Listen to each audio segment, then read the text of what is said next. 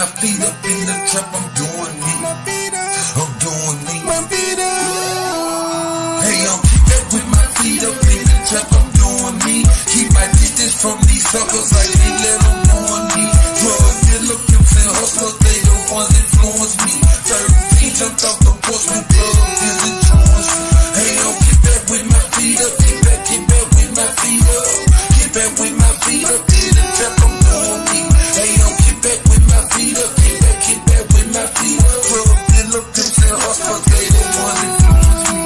Way to work naked like a skinny dipping, no crossing needed for this crucifixion. Fold out, couple screws missing. Paranoid, believing superstition. No paper in the river fishing. Niggas stole what a nigga kissing. Without a diamond, still shine glisten. Sell it around so everybody itching. Party strong, charging for a mission. Mathematics, simple addition. Bad luck like a bad shit. One of the few still a better street, no matter what. Never act different, no GPS. Money back tripping. Money cup, yes, I'm back sipping. Like that's the kid, I guess I'm back to hey, I'm keep that with my feet up in the trap, I'm doing me. Keep my distance from these suckers, I can't let them ruin me. Drug dealer, pimps and hustlers, they the ones influence me. 13 jumped off the porch with drugs is insurance. Hey, I'm keep that with my feet up, keep that with my feet up. Keep that with my feet up in the trap, I'm doing me. Hey, I'm keep that with my feet up, keep that with my feet up. Drug dealer, pimps and hustlers, they the ones influence me. I was riding the tours, dreaming of the rain. Got another little boy, coming another day. Go by the X-Plane, pop right away. Back down with the boots, had a Chevrolet. Rear reach, had a rally, it's a runner day. Ball runner day, watch the runner day. I'm a star cloud now, I'm a heaven day. Roll runner, show money, get it straight day. Play brother, finna clear every money day. Riding 100 days, now I'm pressing 100 days. I would count money way back to 100 days. 700 days, boy, money 100 days. HD lifestyle, let me 100 days. 400 days, rock chrome 100 days. Being legal, I carry 34 days. Every time they better hey, yo, keep that with my feet up in the trap, I'm doing me. Keep my distance from these suckers, I can't let them ruin me. Drug dealer, pimps and hustlers, they the ones influence me. 13 jumped off the porch with drugs is insurance. Hey, yo, keep that with my feet up, keep that with my feet up. Keep that with my feet up in the trap, I'm doing me. Hey, yo, keep that with my feet up, keep that with my feet up. Drug dealer, pimps and hustlers, they the ones influence me. Hey, yo, keep that with my feet up in the trap, I'm doing me. Keep my distance from these suckers, I can't let them ruin me. Drug dealer, pimps and hustlers, they the ones influence me. 13 jumped off the porch with drugs is insurance. Hey, yo, keep that with my feet up, keep that with my feet up. Keep that with my feet up in the trap, I'm doing me. Hey, yo, keep that with my feet up, keep that with my feet up. Drug dealer, pimps and hustlers, they the ones influence me.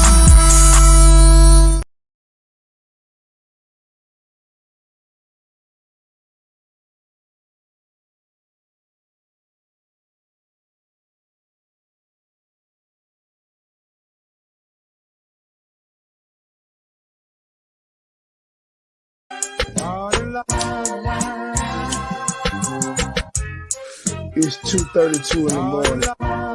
We in the booth high in the motherfucker. State gang, the mob. True sippers. We in too deep. It's a lot of motherfucking hating going on, but that ain't shit new.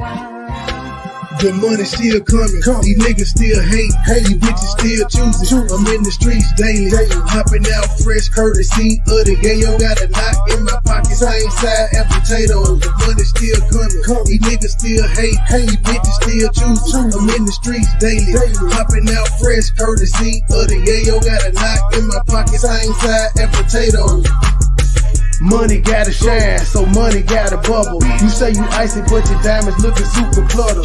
I look like a star, call me the Big Dipper. I keep a pocket full of faces, paper ain't an issue. Shawty jock and say look like I'm flying to Def Jam. I'm independent, baby girl, I'm just going ham. She say she love my diamonds, she wanna wear my jewelry. I'm a lottery big bitch, call me Stephen Curry. Club pitch black dog, but my chest glowing. I'm kinda cocky, talking shit like I'm Terrell Owens. A Mary Jean, Jordan 12 F and a white tee, look like I'm shooting a movie every day. Call me The money Spike Lee. still coming, these niggas still hate, these bitches still choosing. I'm in the streets daily, hopping out fresh courtesy of the yayo. Got a knot in my pocket, same side and potatoes. The money still coming, these niggas still hate, these bitches still choosing. I'm in the streets daily, hopping out fresh courtesy of the yayo. Got a knot in my pocket, same side and potatoes. I'm with a white bitch, same color in my kids. If you got your money right, you get them all white bricks. You can tell a nigga shining, take a look at my wrist. Got them all red diamond like your girl lipstick. I got these hoes sick, I got these hater mad. I'm popping rose bottle, I'm rocking Gucci tag. Got a stupid crazy swag, nothing like you wanna be. Some Texas, they Brazil, 2 for 20 up in Applebee's. I look just like a masterpiece. You should hang me on the wall when she wants some dope dick. I'm the one your bitch can call, getting money all year. Winter, summer, spring, and fall. Nickname, shout it low, nigga, I done it all. State gang. The money still coming, these niggas still hate, these bitches still choosing. I'm in the streets daily, hopping out fresh courtesy of the yayo. Got a knot in my pocket, same side and potatoes. The money still coming, these niggas still hate, these bitches still choosing. I'm in the streets daily, hopping out fresh courtesy of the yayo. Got a knot in my pocket, same side and potatoes.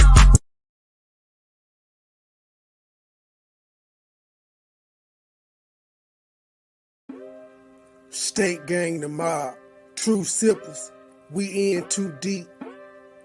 Money boy, money boy, money boy, trade. Money boy, money boy, money boy, trade. Money boy, money boy, money boy, trade.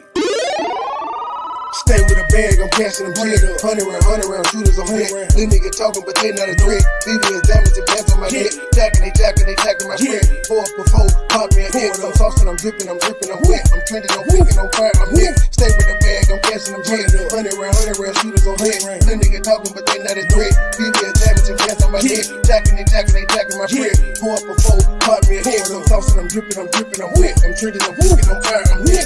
It's a go 10 and 4, it's a bit. On the ground, about to cook me a jet. Niggas mad when I stun and I flip. With precision, I'm gripping the jet.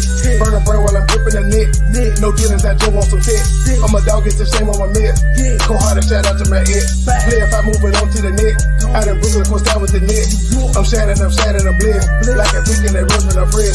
VIP talking shit with some jet. Take it simple with Yankees and Mets. High fiving with guys in it. Don't ego, my life is the shit. Stay with a bag, I'm cashing them check. 100 round, shooters on hit. Little niggas talking, but they not a threat. BB is damaged and bands on my head. Jacking my spread. 4 up before, pop me a hit. I'm saucing, I'm dripping, I'm wet. I'm trending, I'm picking, I'm fire, I'm hit. Stay with a bag, I'm cashing them check. 100 round, shooters on hit. Little niggas talking, but they not a threat. BB is damaged and bands on my head. Jacking my spread. 4 up before, pop me a hit. I'm saucing, I'm dripping, I'm wet. I'm trending, I'm picking, I'm fire, I'm hit. I get it, I'm gon' pull off in a hurry. Grocery through truck and sit into my stripping. No time to kick it, I'm busy, I'm working. I just suspended, I'm still out here slipping. 30s and green, bitch at the rain. Pulling up plane, form machine. Infrared beam, carbon 15. Money boy train, fly with no wing. My bottoms is red, robbers the green. Go to my body, I feel like a dream. Go to one center, course, stop watching green. Free rich and water, put up for the team. Fuck your opinion, that's all that I strain. I was 14 when I had a dream. Dollar sign, go for the green. Never go funny, go keep it on lean. Pop me a bean. Swaggin', I'm fresh and I'm clean. Feeling like Jordan, I'm wearing Supreme. Rolling up, smoking Supreme. Infrared beam. Carbon 15. Precise like a surgeon, I won't miss a thing. 24/7, I'm fly with no wings, bitch.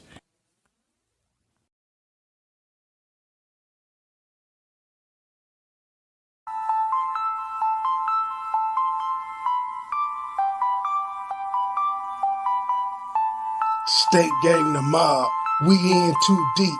Money boy Trey, Looney Tune melodies, let's go. I can take a bitch if I want. Take her down, send her back in the morning. Purple kush, purple drink like Bonnie. Black ops shit, got gun like the Harmon. Bulletproof vest, case a nigga wanna harm me. No conversation, he ain't talking about the money. I die about mine, never take nothing from me. I die about mine, never take nothing from me. I can take a bitch if I want her. Take her down, send her back in the morning. Purple kush, purple drink like Bonnie. Black ops shit, got gun like the Harmon. Bulletproof vest, case a nigga wanna harm me. No conversation, he ain't talking about money. I die about mine, never take nothing from me. I die about mine, never take nothing from me. Hey, little nigga, I was trapping out the Carter. Single parent home, being a villain, I'm a father. Money go get it, I ain't never been a quitter. Had to be the breadwinner for my sons and my daughter. Nigga real fat, blue eyes, 20 pointer. I can take a bitch if I want it. Pick it down, send her back in the morning. Purple kush, purple drink like Bonnie. Black ops shit, got gun like Army. Bulletproof vest, cause nigga wanna harm me. No conversation, he You ain't talking about the money, I die by mine, never take nothing from me. State to state, move away, we're running. Wholesale, get broke by the 100. No consignment, no deal, no front. Camera on it, Birdman and stun. Bitch, stop capping, you ain't talking about nothing. Jacking out the tub on the time, hit your bust. Love with the pussy, but you never gotta touch it. Came down the middle, but you had to make a bust it. How you getting money, but a flat it in your budget? All the player talk, so you know you need to cut it. Sir, you know you need to cut this shit. All the player talk, so you know you need to cut it. Throwing tech and start crying in public. You a bitch. Need a dick so a bitch cannot suck. You a bitch. You need to be saying you disgusting. You a bitch. Bitch, you a lame, you a dustin'. You a bitch. Why you stay sweaty, you must. You a bitch. You ain't from the streets, you a pussy. Oh, need a dick ass nigga. I can take a bitch if I want it. Take her down, send her back in the morning. Purple kush, purple drink like Bonnie. Black op shit, got gun like the Army. Bulletproof vest, case a nigga wanna harm me. No conversation, you ain't talking about the money. I die about mine, never take nothing from it. I die about mine, never take nothing from it. I can take a bitch if I want it. Take her down, send her back in the morning. Purple kush, purple drink like Bonnie. Black op shit, got gun like the Army. Bulletproof vest, case a nigga wanna harm me. No conversation, you ain't talking about money. I die about mine, never take nothing from it. I die about mine, never take nothing from it. Hey, no, that's not cool though. That's not cool. Just wanna take me a ride, man. Clip my motherfucking head, cause I can't believe a motherfucker I really cared about, I really loved you at one point, G. Like low key. Like, come on now. Like low key, G. You think it was cool for your friend to get up there and expose everything you told him about me? That wasn't cool. You know that wasn't cool for real. That wasn't what's up. That wasn't what's up. That shit triggered the fuck out of me because that was wacky. You know it was wacky. Fuck my kid. You know that shit was wacky. You take me a drive, G. This shit getting out of hand, G. This shit getting out of hand to fight somebody else fight. Especially about people we talked about their commentary and their style of how they do people. You laying me out. You feed me to the wolves for what? You feed me to the wolves for what? What you feeding me to the wolves for, Shiv? For what? For what?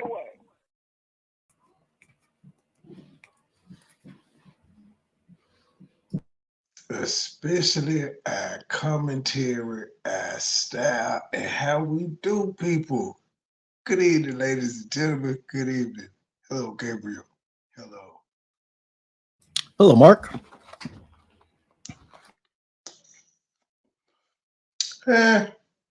CM Punk should have been more deliberate with his shot to Seth Rollins. But y'all giving us the show tomorrow or not?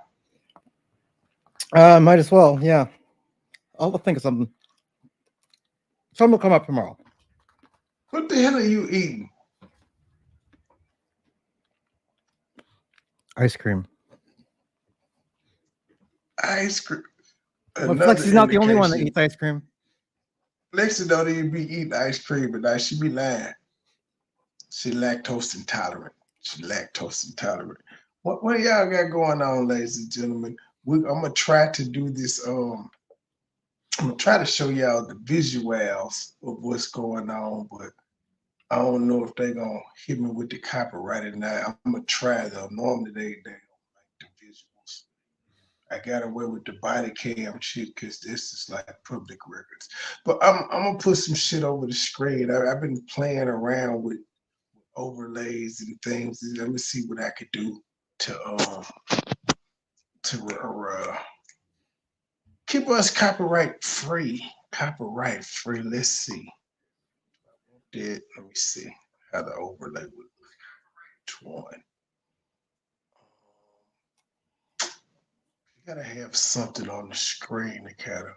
Oh, that's not bad. Let's see here.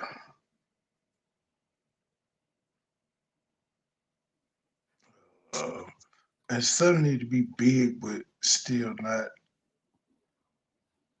intrusive. Which one y'all like? We option one. It's number one, number two, or number three. We gotta pick one before we hit the play button. Which one y'all like? 1, 2, or 3? That was just a slick way to fit in your Graphic Wars artillery. No, actually, it wasn't. I've won, sir. I won. Showing off the weapons. I'm not even competing at this point. I won. They know what's up. Mad over there going live, playing music, man. He distracted niggas from what's really going on. Where the hell did it? Wait a minute. Where did it go?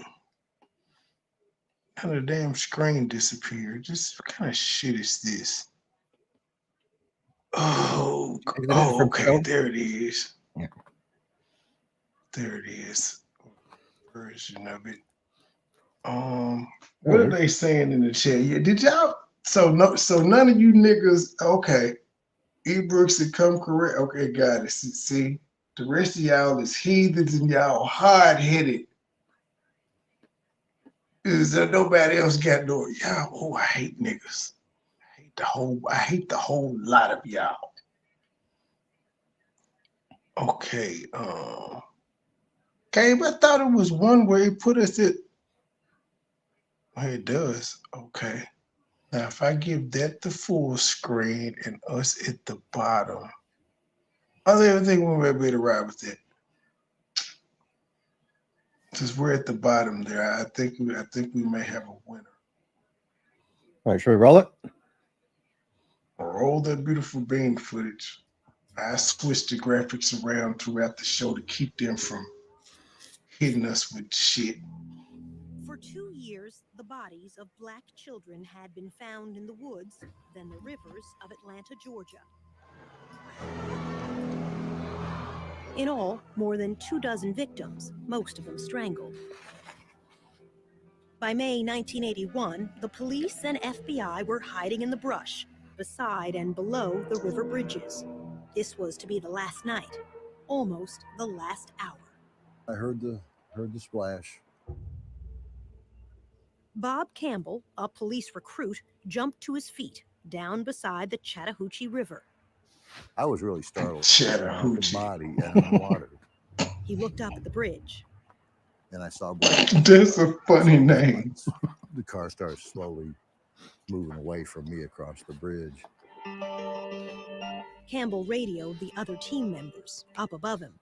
I asked, did a car stop on the bridge? Because, I couldn't believe what I saw. And each person told me they didn't see it. Then a policeman in a chase car. Can you hear it now, on the Margie? other side came on the radio. He just said the car is pulling in the parking lot. Gabe, you know we got a lot of senior citizens in the audience. The bridge, coming back in my direction. I got it cranked up. Okay, but it might be This an old is that message. white station wagon. Police followed it and stopped it nearby. FBI agent Mike McComas rushed to the scene. The Ebrooks, I driver don't know was why I standing on the listened to highway. you. He was talking with the officers, saw a black male. He had on a baseball hat, had on glasses. This one's clearer. The young man was Wayne Williams, about to turn 23, a self-anointed music talent scout who slept days and roamed the city at night. McComas invited Williams over to his car. He got in the car and I said, "Do you know why we're here?" And he immediately said, A "Yes, it's about the self-made missing talent children." scout. And that kind of stunned me. And I said, "Well, what do you know about that?" And he goes, "Well," he said, "I don't think that the various news agencies are covering it adequately. Do you?" 2 weeks later, this headline would break the news of that night on the bridge. Wayne Williams would be sent to prison to serve 2 life sentences for murder. At first glance, he hardly looks like a serial killer. Not much more than 5.5 feet tall, barely 150 pounds, now in his 50s and growing bald. The bottom line is, nobody ever testified or even claimed that they saw me strike another This nigga person, still wait. Is this nigga trying to say he innocent? Yes. Nigga, give it up. You ain't going nowhere. Nobody believe your black ass. Sir, you know, but it's the wrong time. No, it ain't nobody studying you. Puff Daddy, they not ready to let Puff Daddy go. The Innocence Project is not going to pick you up.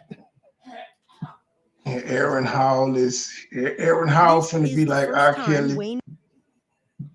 Oh, I'm done. Yeah. Oh, well, I do have one more. What do you think you were convicted?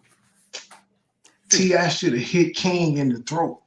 Atlanta at the time was in a panic. They wanted any suspect that they could find, and let's just be honest, it had to be a black person, because if it had been a white suspect, Atlanta probably would have gone up in flames. It came very close to that.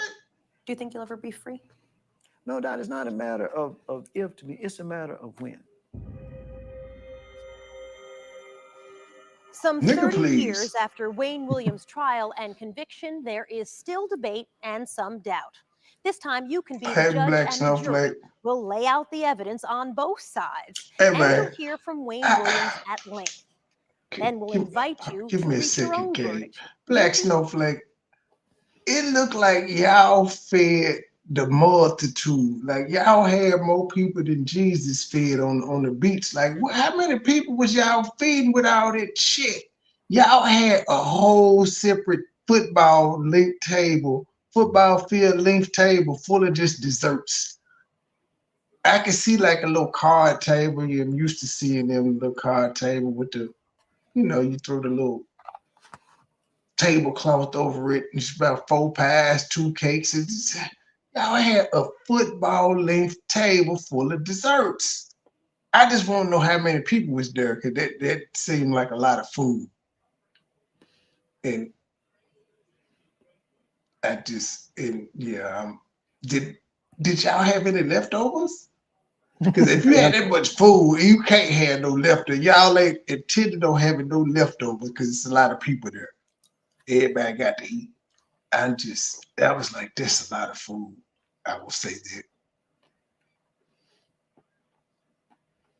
Oh, yeah.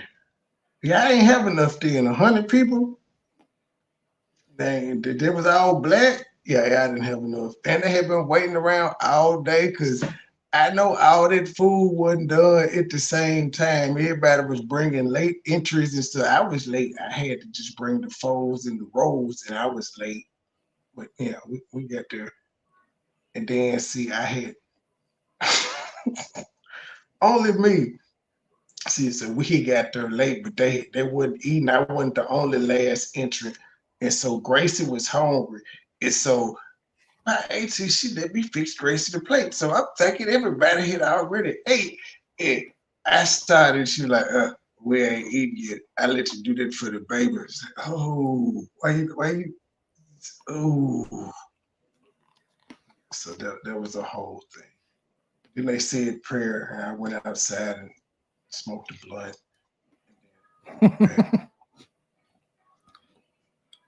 It's a very festive holiday.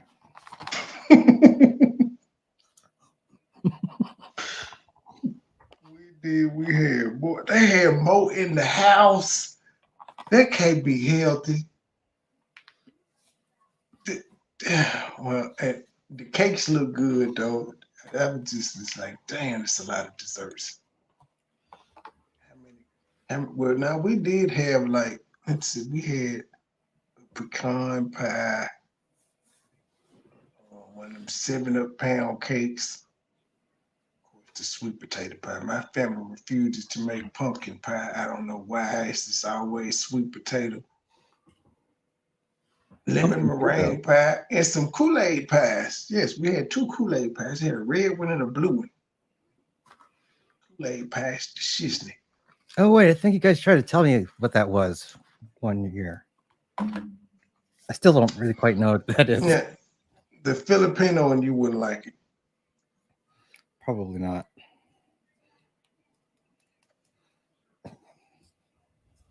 Kool-Aid pie, You really? hitting your head, E. Brooks. Yeah, Kool-Aid pie. It's like a lemon meringue pie, but just with Kool-Aid flavors. Okay. That's all it is. It's just filling. It's not really anything else but Kool-Aid flavored gelato, gelatin.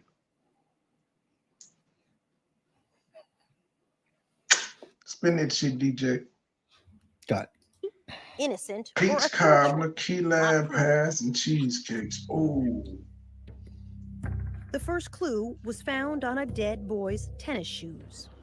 The victim was Eric Middlebrooks, his body left here in a rainy alley. a foster child who rode his bicycle away one night on an errand and was dead by dawn.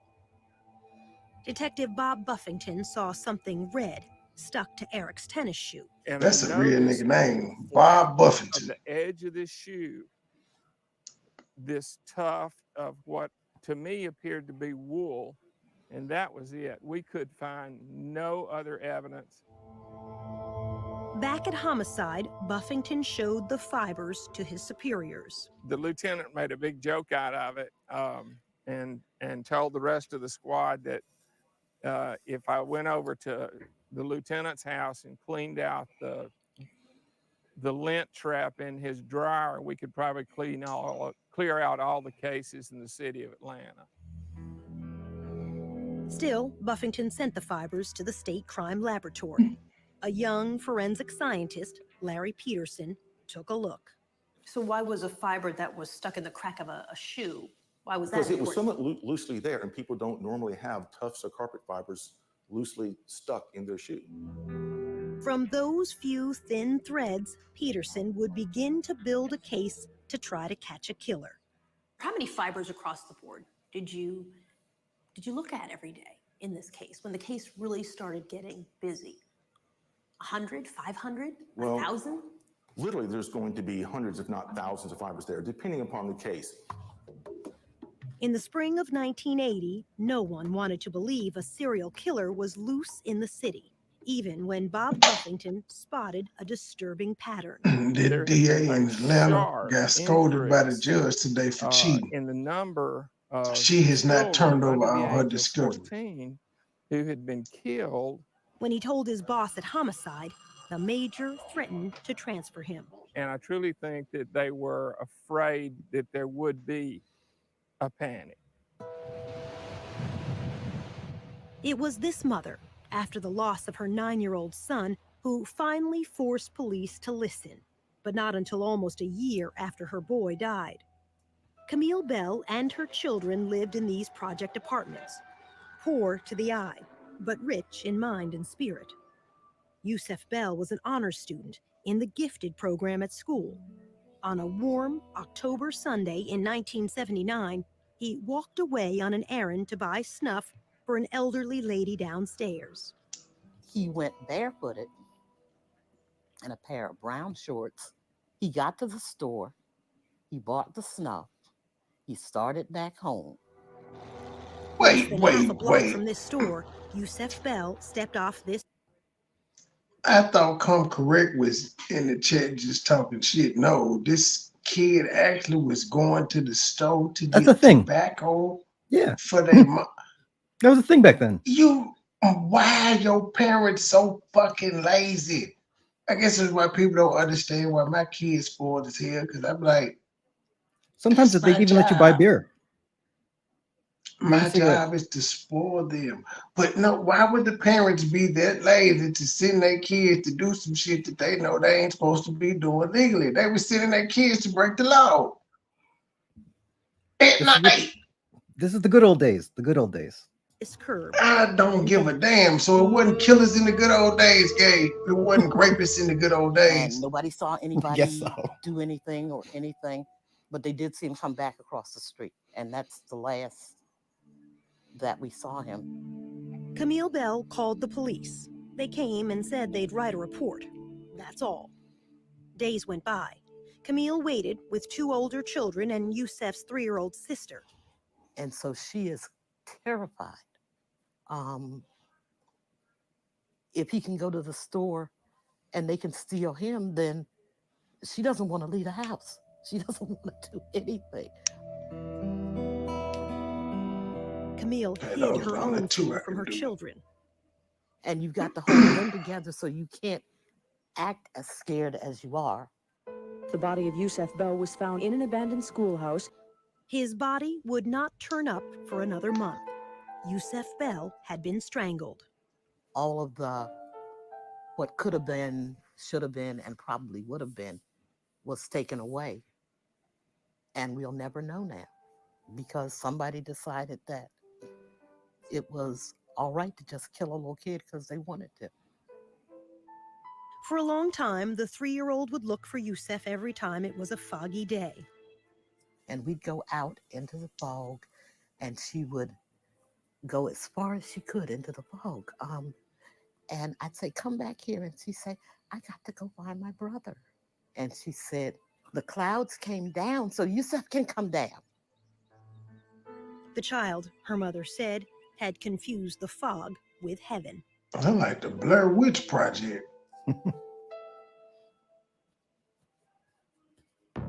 Still ahead, the boy who was too brave. I mean, he was like, man, I want to find this killer and get this reward money. A drive-by threat against the FBI chief's child. Some guy in a pickup truck said, I'm gonna get you, nigga. And in the end, with the heart, yeah. I don't know about that. Damn. You meant that.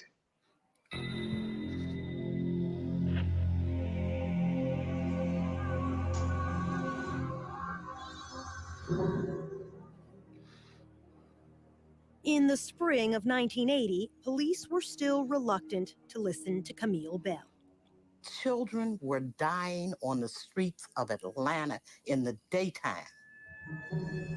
Among them, Jeffrey Mathis, only 10. Like Yusef Bell, he walked down the street on an errand to this gas station to buy cigarettes for his mother. See? She never saw him again. What we had here was a predator. Gabe, them And parents what he ain't was shit. looking for was somebody That's who how was things powerful. were then, though. And if you don't realize you're That in is trouble, poor parenting, Gabe. in I guess so. then you have no way of getting out. Anything can happen. would be another Anything year did before happen. The Jeffrey worst Mathis's possible body thing was in the found world in can a wood happen miles with from them his sending home. their kids to the His store mother at would join nighttime Camille Bell and in in daytime forming a committee unattended. to confront the city's leaders. The reaction of the police was Well, now we know there's a that lesson to be we learned. were overreacting and that there was no serial killer. Even though, by now, 6 black children were dead. 4 others were missing. Perhaps we were like distraught parents that really needed everyone's sympathy, but nobody needed to do anything. For years, it has been a dirty little secret among the press and the police. Deaths of blacks draw less attention than deaths of whites. It Nobody wasn't cared, legal, so you Missy could have Lou. They several ain't give a things damn. going on. And if the people were poor, Now then Yeah, they stop didn't it, give a shit Gabe. then. no one discovered there was They didn't Stop it, care. Gabe. If you They didn't care back in the 70s, early 80s. If the police wanted to stop them from being there still was a law that you had to be a certain age to buy cigarettes and beer. So they're breaking the law. Beer used to be 18. They changed it to 21 in the 70s, I believe. None of these kids killed were 18. Damn. Yeah, I I'm sure- think most of the outrage was that they was kids, not teenagers. Yeah. Well, Yeah, imagine telling my 10-year-old to go to the store and get me some beer and cigarettes. You better call CPS on these people. I get called. What the hell? I talk about a nigga dead mama. Call CPS. What? I hate niggas. I hate y'all.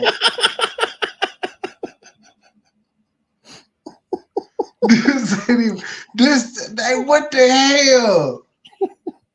We is watching a documentary. This is child neglected, at least. Guys sit here and talk about this normal. Did your parents get sent to the store to buy beer and cigarettes unattended? no. Oh my God. That's how you start the kids start off smoking your cigarettes and shit, making stories up about why cigarettes missing. One of the beers broke down. And you just see there's too much stuff that could go wrong.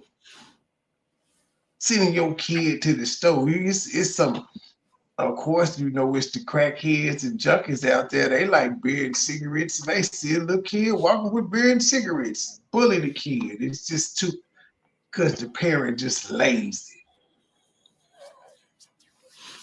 Oh boy, You were black before then, really?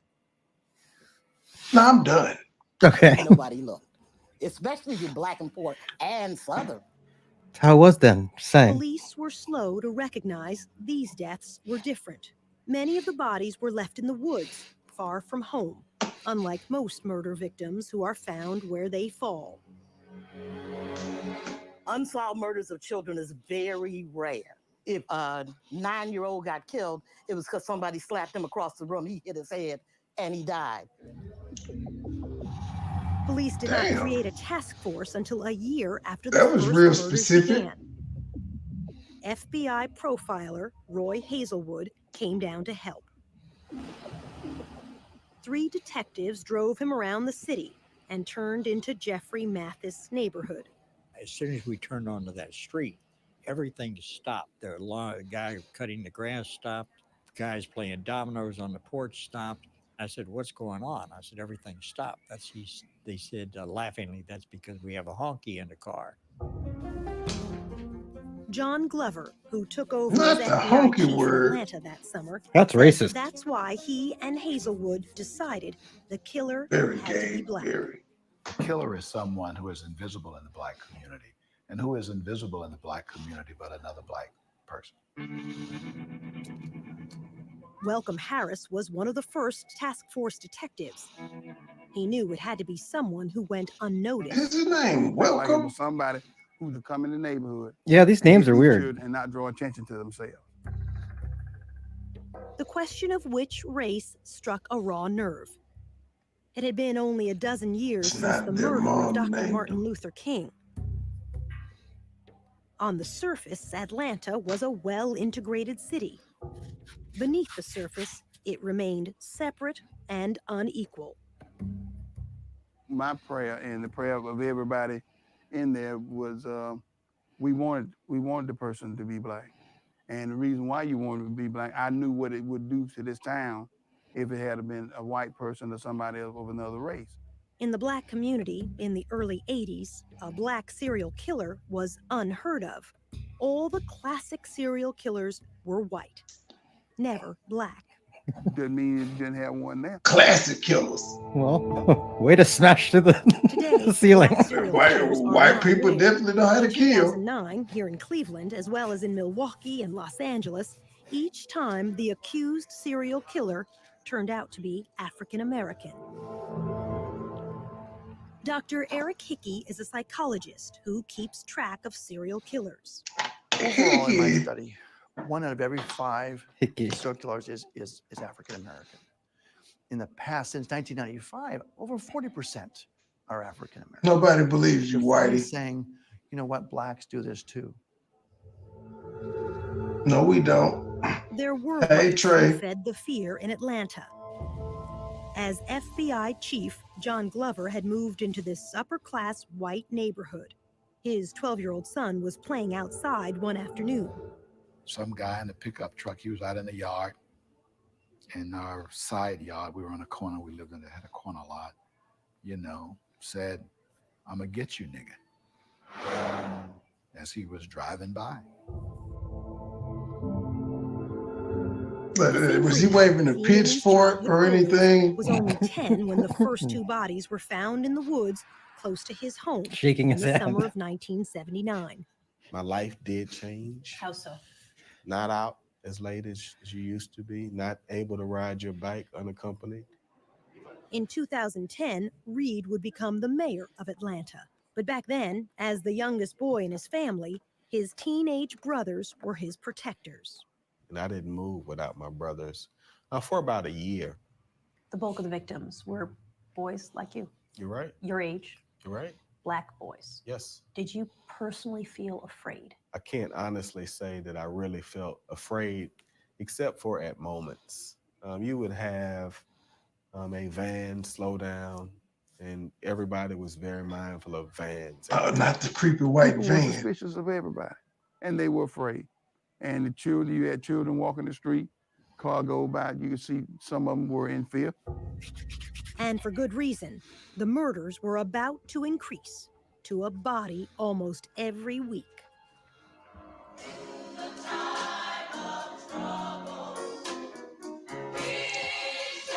This man was addicted to killing.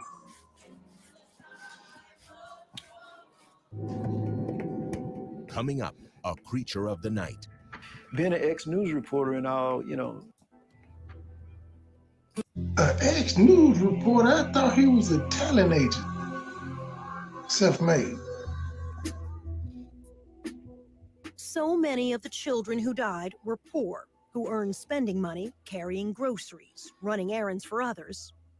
Or, like Luby Jeter, peddling car deodorizers outside this supermarket on New Year's weekend, 1981. His mother worried about his Definitely wasn't a alone. teen, Gabe. He said he was Pause it for us, sir. Heavy guest. Trey, can you hear me? We can. How are you?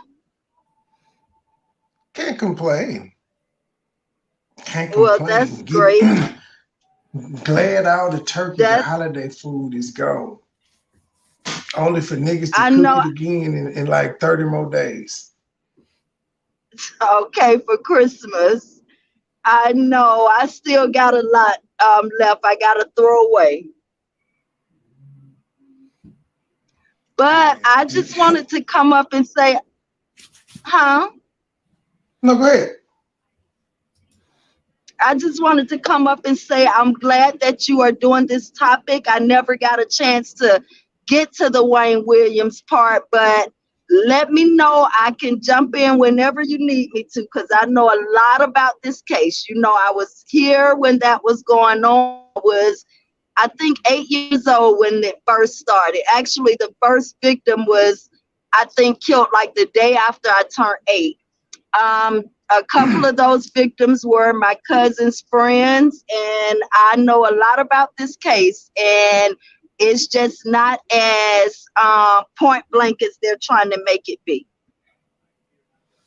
I'm just shocked at hearing that most of these people were killed going to get cigarettes and shit for their mamas and them or parents. I'm glad Truth popped on, because I was going to ask her.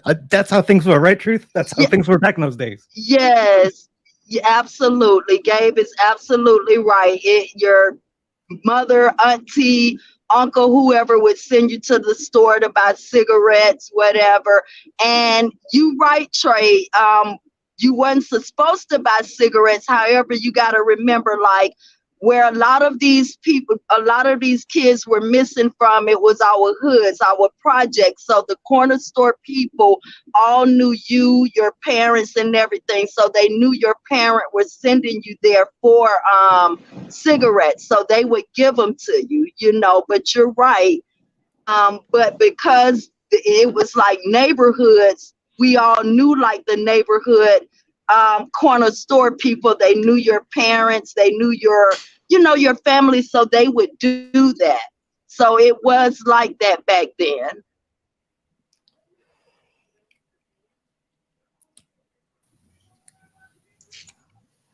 Trey. We got another Yeah, I'm here. We got another ATL in the house. Yo, hey y'all, hey everybody. Trey, Hello. take it easy Hey. on my Trey, take it easy on my city. You keep going in like we somewhere foreign. Take it Well, easy. not the city. I'm going in on the parents that sent their kid to the store for cigarettes and beer and things of You that see, nature, you making unattended. because you making it be modern. You got to go back 20 years ago. You could send your kid. It wasn't never safe. It was never safe, but you can send your kid because Miss Anna on the corner, she watches everything. So she gonna see your kid. So it was like a little watch thing back then. And on that side of town, everybody knew everybody. Hey, you seen little June Dog? Yeah, he over there on that street. So it wasn't like you have to watch him like now. So it wasn't no crime. It wasn't no crime back then. It was. What kind of crimes did they have? Like, were there kidnappings? It were there wasn't- stray bullets? They took care of their own down there. It was not. It was. I grew up over there, Trey. A lot of those killings took place is 2 minutes from where I grew up, like Custard Avenue. We still have that house on Custard, off Boulder Crest Custard right now.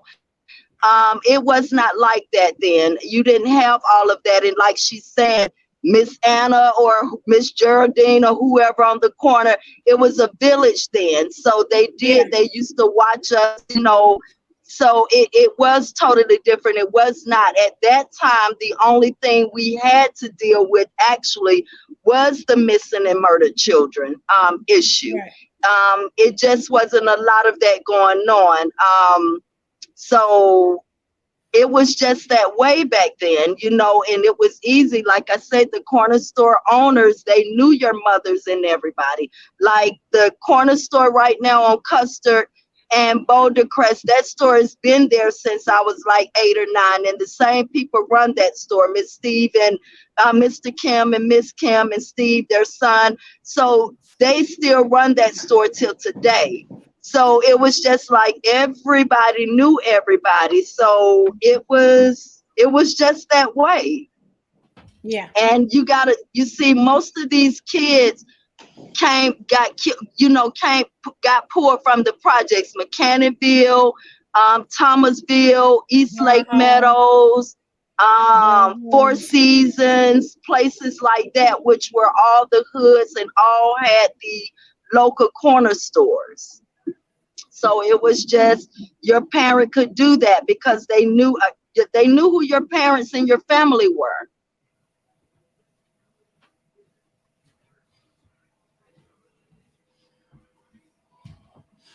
Interesting. I'm gonna still write it in my book as neglect, but I feel you. But it's still creepy for me because you got to know when we lived it as a teenage child growing up in that era.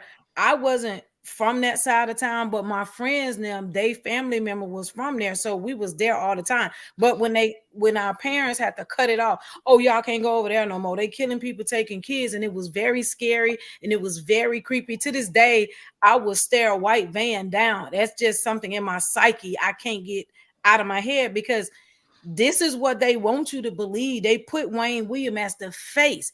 They just used him as the fall guy. He's the face. But there were several killers, and we know it was copycat killers. You got to know we in the dirty South. You know what I'm saying? So this is what they want you to see. They ain't telling you the whole story. See, we know the whole story. It was more than that. We know they had to cover up. We know people got fired. We know the FBI was involved. We knew the police was involved. It wasn't just them. Then they started throwing 2 little girls in the case. They threw adults in the case. Okay, I thought y'all said it was missing and murdered children. How you get 2 people over, it was 18 or 20 or something. It was 2 adults. So how y'all get them in here with the missing children? So it's just a whole bunch of smoke and mirrors. That's what. So he may have a point where he say he innocent. Well, they got proof. They think that he is, Trey. But the one guy, they said that one guy, they tried is he guilty of at least one? Cater. Probably. No kids, though. He's not guilty. They charge you. Trey, you do know that Wayne Williams were only charged with 2 of those murders. The rest of those murders are still unsolved. Nobody was ever charged with those murders. And the 2 people that he's charged with is Nathaniel Cater, who was 28 at the time, and I think Jimmy Ray Payne, who was 21 at the time. Nobody has ever to this day been charged for any of those child murders. All of those murders are unsolved. Nobody, not even Wayne Williams, have been charged for those. So that's why I tell you. Gentlemen, okay, where am I? Okay, so that's go what. ahead. Huh? Shut up. So that's why Gabe and I is about to retract our statements that we made earlier. Gabe, the Innocence Project may actually take this case. We assholes. We was entertaining earlier. Just ignore what we said at the beginning of the show. Just we weren't talking about shit. Go ahead, Trey. That's the bit, yeah. Well, I'm gonna have to go back and rewatch the top of it. I just jumped on and saw you was doing it, but that's why I told you it's so much deeper than that. I don't know how far you've gotten into it yet, but a few of these kids was found on what we call Klondike Road. Klondike Road, no black man back in the 70s would step foot in Klondike Road. Klondike Road was where the KKK, Klondike Road is close to Stone Mountain. That's where the KKK had their headquarters and all of that. No black man back in that time would step foot over on Klondike Road to throw bodies there. And a few of them kids were found, hold on guys, I'm driving, hold on. A few of those kids were found on Klondike Road. It's so much deeper. Like she said, Wayne Williams was actually just the fall guy. And you see, I typed in the thing that black people were easily fooled then. So it was easy for them to tell them, okay, it was a black man that did that and we believe it. But I've picked up, and I think I mentioned this in my episode that I did about the victims. I have actually had one of the aunties here that I picked up for Uber. I've had the auntie of one of them here. She knows that it was not Wayne Williams that killed those kids. And I've also picked up one of the people that actually worked on the task force. And I do have both of their numbers because I was trying to, I was going to do that series. So I do have both of their numbers. I don't know if they're willing to talk or whatever the case may be, but it's so much more to this story. And most people know that it was not Wayne Williams. And to this day, I guess he has been confessing his innocence because he's not guilty. He was just the fall guy. If you really look as where I don't want to go ahead because I don't know how deep you've gotten into it. So I don't want to go ahead if you haven't gotten to that point yet. Right. And also, okay, so I'm not going to go too much further. Yeah, one of the mothers said that Wayne Williams, she didn't believe he killed her child, and she didn't believe that he killed any kids. The mother said that. She just said it. JoJo's mother. That was JoJo's mother. Yeah, she said it just didn't happen. He do got that child killer look though. If I'm just gonna judge a book by his cover, he do look like he'll kill a kid. You do. It's his glasses. He look weird. Well, no, it's not the glasses. It's his devious, beady eyes and everything. But that's what they used to say back then. You look for somebody with the Wayne Williams glasses. Right. That's what they used to say when we was growing up. He got them Wayne Williams glasses on. He a pedophile or something. That's the something they used to say when I was growing up. So they used to say. So that's why Myron had them glasses on Players Club. I don't know why Myron had them glasses on. No, I'm talking about on Players Club. Not Myron Maxfield. Myron on Players Club, the one that followed Diamond home every night. Oh, I don't know. You got to think, Trey, he was just different. He was a loner. He was just different, Excuse me, and he could have been weird, but hell, I've been called weird too, But so, you got to know too, he was like, he wasn't as poor as them kids because both his parents were educators. And so he came from kind of like an okay, he wasn't like bummy or ghetto or hood. He came from an okay family. He had a car back then. Like he wasn't like really messed up, but he was just kind of weird. Like, and he used to like to like. Oh my God, Trey got me going the wrong way. He faked a lot of stuff. I didn't do it. They said he was like faking being a police officer. He was faking. You did it. So that's true. He was supposedly being getting kids to be talent. He was supposed to be getting kids to get into the music. Yeah. He was a producer and working on radio stations. Yeah. But then they said he was a self-proclaimed talent agent. Yeah, he was a talent scout. So let me ask you this. What was that they was talking about? He was with the FBI. He was supposed to be working with the FBI or something like that. I don't know if that was him. I never heard that. They did say he had. Now they were saying Well, that he he was. did. They say they found him with like walkie-talkies, like Well, they were trying to. the He was trying to say he the was on. radios. Yeah, he was trying to say he was doing some type undercover assignment or something like that. It was something like that. He was saying that he was working with the police doing some type undercover assignment. He was saying that. Now I never heard that. I never heard that, but I know they say he had the antennas, the police antennas that Yeah. he could hear what was going on when the police calls and different things like that was coming in. They say they found those on him or whatever, but I never heard him himself say he was doing any work with the FBI. So I Yes, don't know about that part because I never heard that. yeah, that part is in there because he was faking being a police officer as well. He even had that little light go on top of his car. So he would like pull people over and stuff too. That was in Well, there too. I didn't see that, and I've done a lot of research. I started an episode on this, if you can go back to my page and see.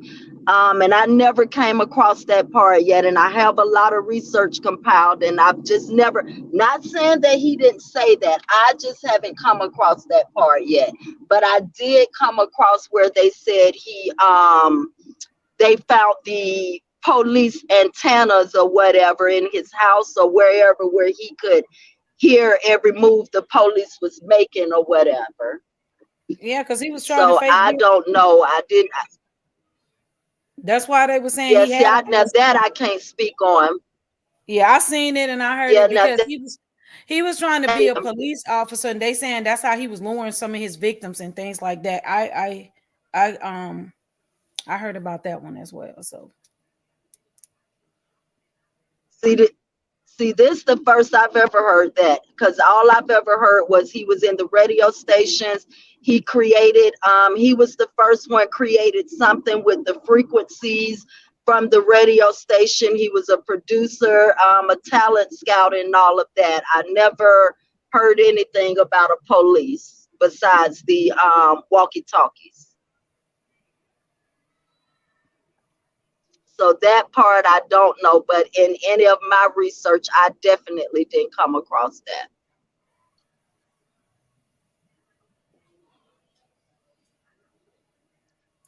So it sounds like he's still a bad guy. It just sounds like he's still a bad guy. that's why they were saying he had all that police stuff, because they was trying to, say that he was doing that because he was trying to lure them people. Because when they said he had that light they put on top of his car, I was like, he doing too much if he had the whole police light on top of his car pulling people over. So when I heard that and I saw that, because I actually saw that in a report, it's in there.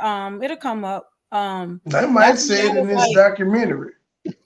You saw. That's why I was saying he doing too much. If he got the let's police see, light, the scanner, he had the scanner, the police light. I think he even had a badge. He was doing when he got pulled over, he had all that police stuff with him, and I'm like, he was doing all that. He was up to something. So, because he wasn't a police for real, so he had all that was doing too much. So. And Trey, another thing I wanted to say, which I think I mentioned this, Trey. I'm listening. Trey. Okay, another thing I wanted to say, and I think I mentioned that in my, can you hear me? Yep. You can hear, loud and clear. So another thing I wanted to mention was, at the time he was locked up, my grandmother was also sheriff at the same jail. My grandmother and my uncle were also the sheriff at the same jail, which is Rice Street, Fulton County, where he was locked up. And so I used to hear a lot going through the house as well about that case. And none of them thought that he had done it either. Not even at that time. I think the mayor was not Andrew Young, but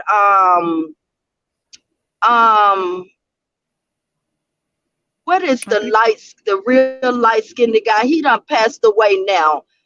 He was the mayor at that time.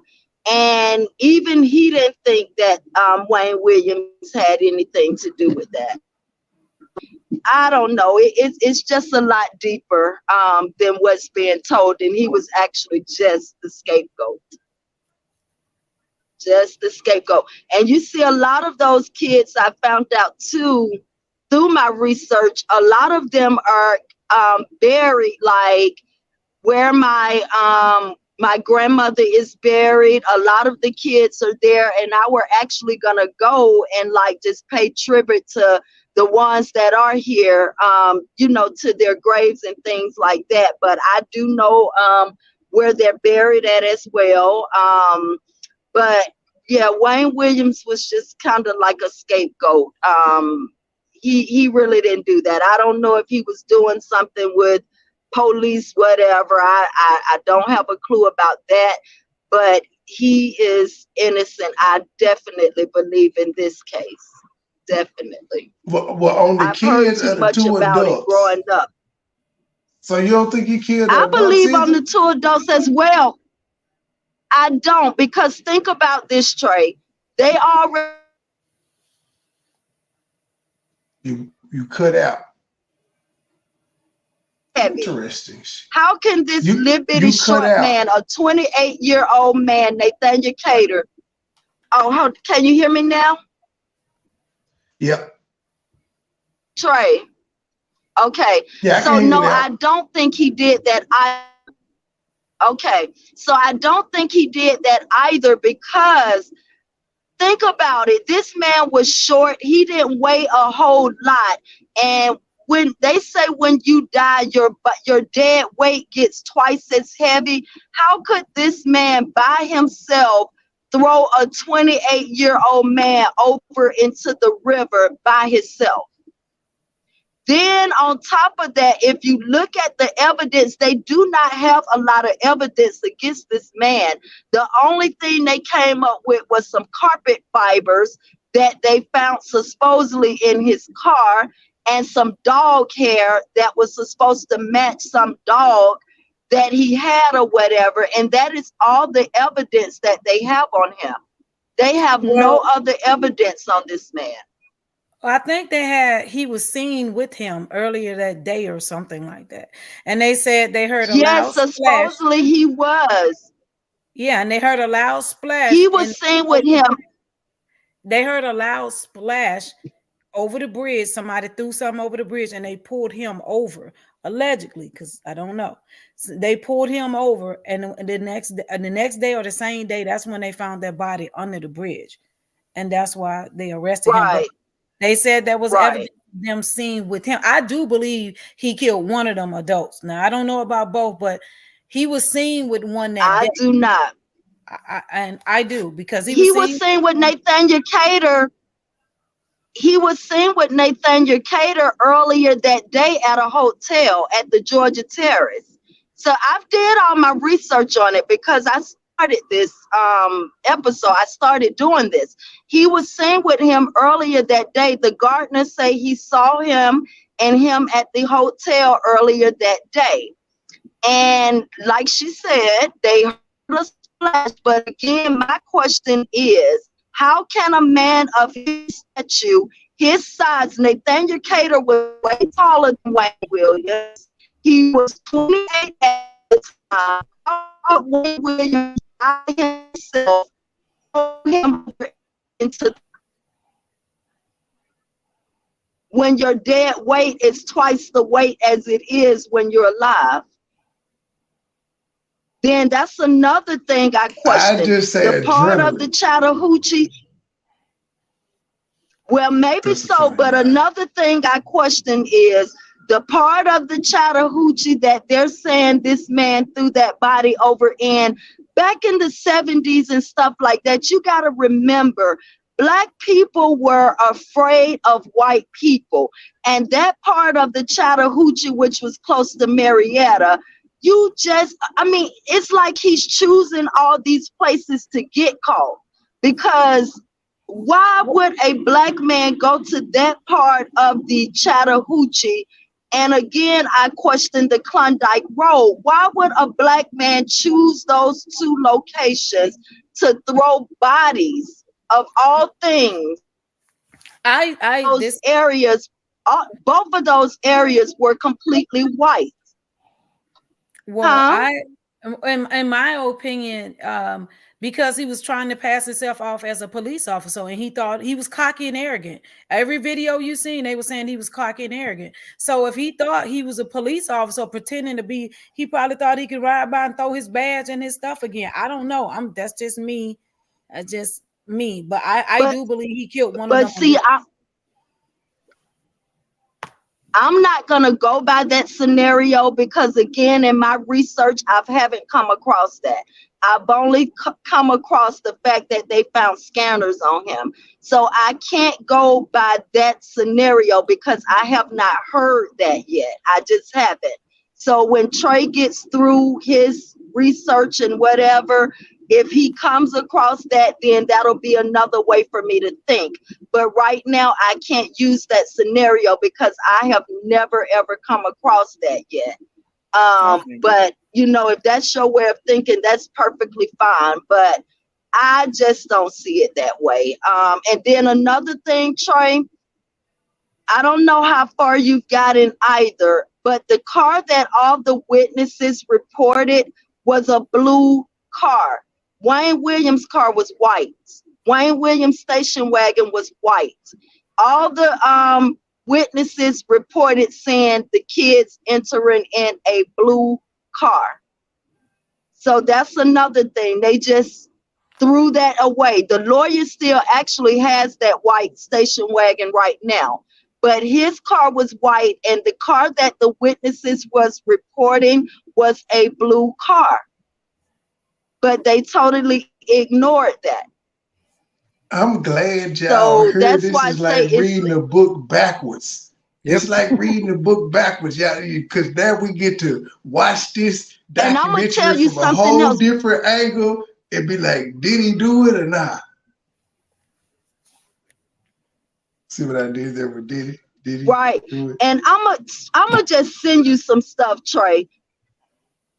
Because do you remember, I think it was Richard Wright, the author, I think that's his name.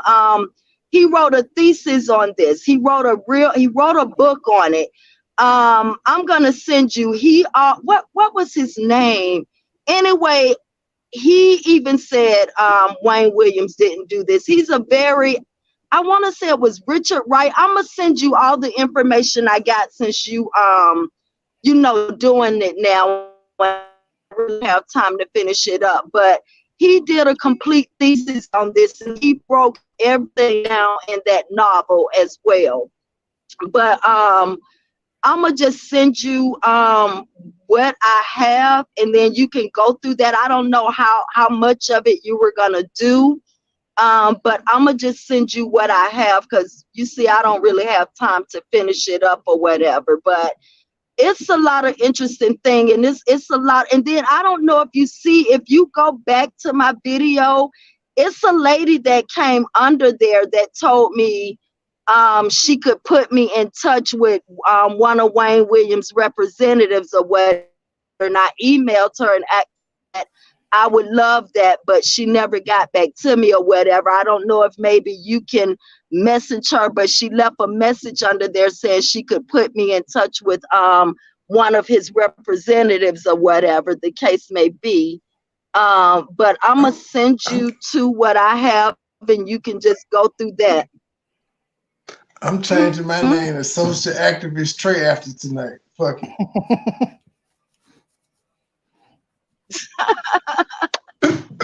This is a great topic, though, Trey. I'm telling you. 18 minutes in. Oh, 18. It's like an hour and 30 minutes. We ain't did nothing yet. They just started naming the little people. He talked a little bit, said it wasn't him. And they started talking about something in the shoe. We just got the very fibers basics in the shoe.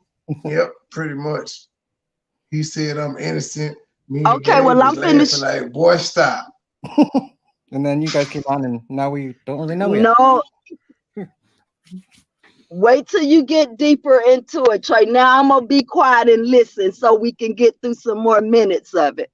All right, here we go.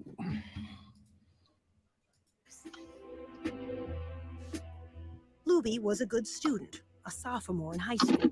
A witness at the shopping center that day saw Luby with a man and helped a police artist draw this sketch: a man with a baseball cap, perhaps a scar on his cheek. Luby never came home. I believe he'd been kidnapped. Police searched the woods around Atlanta. They did not find Luby. Instead, police found 2 other bodies, young boys who had disappeared 10 miles and a month apart, yet both left here at the same dumping ground. The number of known dead, now 15. The unsolved murders of so many children had become front-page news around the nation and the world. This is the reward. The city announced a $100,000 reward, soon to grow to $500,000. The task force was swamped with sketches of suspects, none of them alike, many suggested by psychics. At the state crime lab, Larry Peterson was sifting through thousands of fibers: nylon, rayon, acrylic, acetate. Is it like looking for a needle in a haystack? Multiple or needles. smaller? It's like looking for multiple needles in multiple haystacks. Then, in January 1981, a breakthrough. Peterson realized they were seeing one green carpet fiber with a unique shape. This is a cross-section of that fiber, magnified many times. This particular fiber had 2 very, very large lobes and 1 short lobe. The lobes are the 3 ends of the boomerang shape. The shape was the most distinctive feature of the fiber. He showed me a slide taken from another carpet. This is a single tuft from the carpet, cut in cross-section. Yeah, I can't tell that's green. Even putting the tiny fibers under the microscope didn't help me. How can you tell a color? Oh shit, the reporter says she don't see it's green. Oh. Whitish. The color is seen microscopically. Right. It's not going to be identical to what the overall carpet would be. Instead, an even more sophisticated microscope So let me just open this up. can separate colors to identify a specific fiber. We took another look. Oh, now you're talking. Now, Peterson knew what to look for. When I was looking at the fiber at first, I had no idea who had made it. I just knew it was very distinctive, and I would recognize it instantly. But he didn't know where to find it. Wayne Williams was not yet on anyone's radar. He had freelanced as a TV cameraman who shot fires and overnight news. He told us, You know, I know the streets of Atlanta. I've been around a while. Being an ex-news reporter and all, you know, nighttime is me. That's the time I'm out most of the time. now almost 23, a wannabe. Where was he, an news ex-news He was reporter trying to at? form a singing Cap. group modeled after the Jackson 5. In fact, the afternoon Luby Jeter disappeared, Williams says this receipt shows he had an alibi, auditioning young singers from 4:30 to 8:30 that evening. The studio was a small demo studio. Kathy Andrews was co-owner of that studio. To my best recollection, he auditioned young kids for a group that never existed. They were roughly as young as 8 and as old, for the kids, they were as old as 11 or 12. Now living in another state, Kathy Andrews did not want her face shown because of what she saw on another day at her studio. At one point in time, when Wayne came for one of the sessions, he walked into the back of the studio and he had horrible scratches on his arms. Deep and painful, crisscrossing both arms. It was more this way and that way and that way and that way and that way and that way. And they were angry looking. And when I looked at him, the first words out of my mouth was, "Oh, Wayne, what happened? That looks awful." And he said he had fallen into a bush. 15-year-old Terry Pugh died late that January. His body dropped by the roadside in a rural county 20 miles from home. He had been strangled. His mother, whoever killed him, he had a tussle with him because he got scratches all over. It gives me chills down my spine still. To this day, Kathy Andrews does not believe Wayne's explanation. He did not fall in a bush. That was after you realized it. It was fairly obvious. I mean, and I don't know what else could have caused that kind of wound on his arm. The intervals between murders were shrinking. 19 days from Louis Jeter's disappearance until Terry Pugh's death. Then 15 days until the next victim. Soon 13, then 11. And before long, a body a week.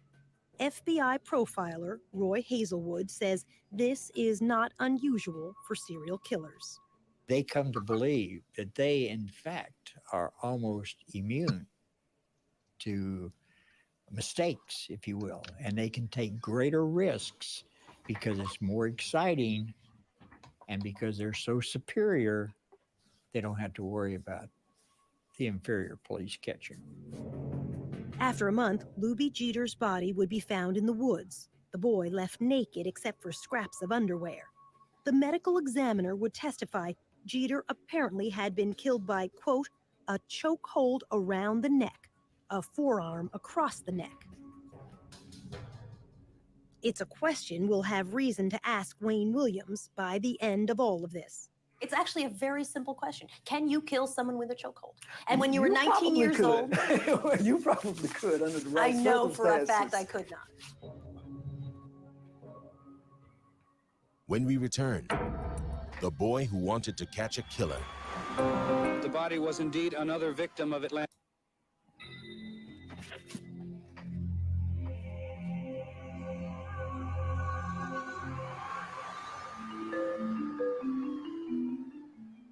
There's yet another twist in the missing and murdered children case. Atlanta is a city of frustrations and fears. As the number of missing and murdered children grows. That the body was indeed another victim of Atlanta's child killer or killers. We're told that the child... Patrick Baltazar was the kid who was convinced he could catch a killer. He was like, man, I want to find this killer and get this reward money, and I'm going to buy my mom a house, and I'm going to do this, and I'm going to find this killer. His stepmother, Sheila Baltazar, was worried. For a 10, 11-year-old child to be talking like that was just like, wow, you know, where's his mind at? Patrick was a latchkey child, living unsupervised with an older brother in a project apartment near downtown. He was very streetwise. He stayed out late at night, often at the Omni Center, now the headquarters of CNN, but back then a hotel complex with an indoor skating rink and a game room for kids. And that's where he spent a lot of his time at the games arcade. Wayne Williams was known to frequent the Omni, passing out these flyers as a talent scout to offer auditions to boys from age 11 on up. 15 kids are dead. 2 others are officially missing and listed as... By early February 1981, more than a dozen young African-American boys had been found dead, many dumped in the woods around Atlanta. I was very fearful. My God. Sheila Baltazar pleaded to send Patrick back home to the rest of his family in rural Louisiana. If I had somewhere to send my son, I would have sent my son. One evening, a white man in a big car appeared to threaten Patrick and a small friend. The little boy said that Patrick said, man, that might be the killer. Patrick used a payphone to call police. He told them, a man was chasing me and my friend in a brown Cadillac. Well, actually, they thought it was a crank phone call. They didn't send a car out. This is a sketch the other boy provided to police after Patrick was dead. 2 weeks later, on February 6th, Patrick stopped by the restaurant where his father worked to ask for money, then walked back toward the Omni. He never made it home that night. I'm like, he didn't come home? Oh my God. That was the first thing popped in my head. Missing. Murdered. Oh my God. The Atlanta Missing Persons Bureau continued their hunt for this missing child. 11-year-old. One day seemed like it was a week. That was the longest search in the world. It was almost 2 p.m. when maintenance man Ishmael Strickland found the lifeless figure of a young black boy lying in some bushes. On the seventh day, a maintenance man spotted a body tossed down into the woods behind a parking lot at a suburban office complex. Damn. The bank was fairly steep. Medical examiner Joseph Burton had to hold on to a rope to get down to the scene. He had a ligature mark on his neck, like if somebody had a ligature and they were behind you or off to the side behind you and they close their hands or fists together and pull the ligature, basically. In other words, killed from behind. Most likely, yes. All right, let me place another sample on this side. State Crime Lab scientist Larry Peterson attended the autopsy. I can recall at one autopsy pulling a fiber off of one of the victims. It was a green carpet fiber, and mounted the sample on the slide, went over and looked under the microscope and went, it's the same one. You knew right away. I knew right then. And it became apparent that the body was indeed another victim of Atlanta's child killer or killers. Local television carried these pictures live from the crime scene. As it was studied, it became apparent it was one of the 3 children listed as missing. We're told that the child's body, again, Sheila Baltazar got a call from her mother. She say, they found another body. She say, I really feel like this is Patrick's body here, you know.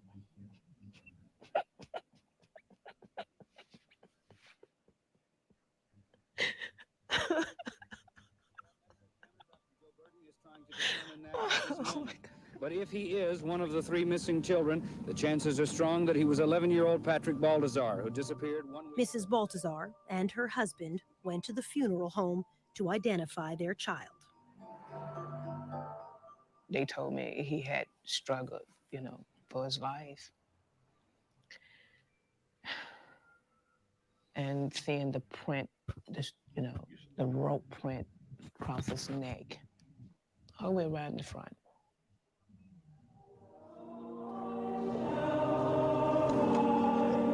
At Patrick Baltazar's funeral, she would insist on an open casket. I just wanted the world to see that this child could have been anybody's child.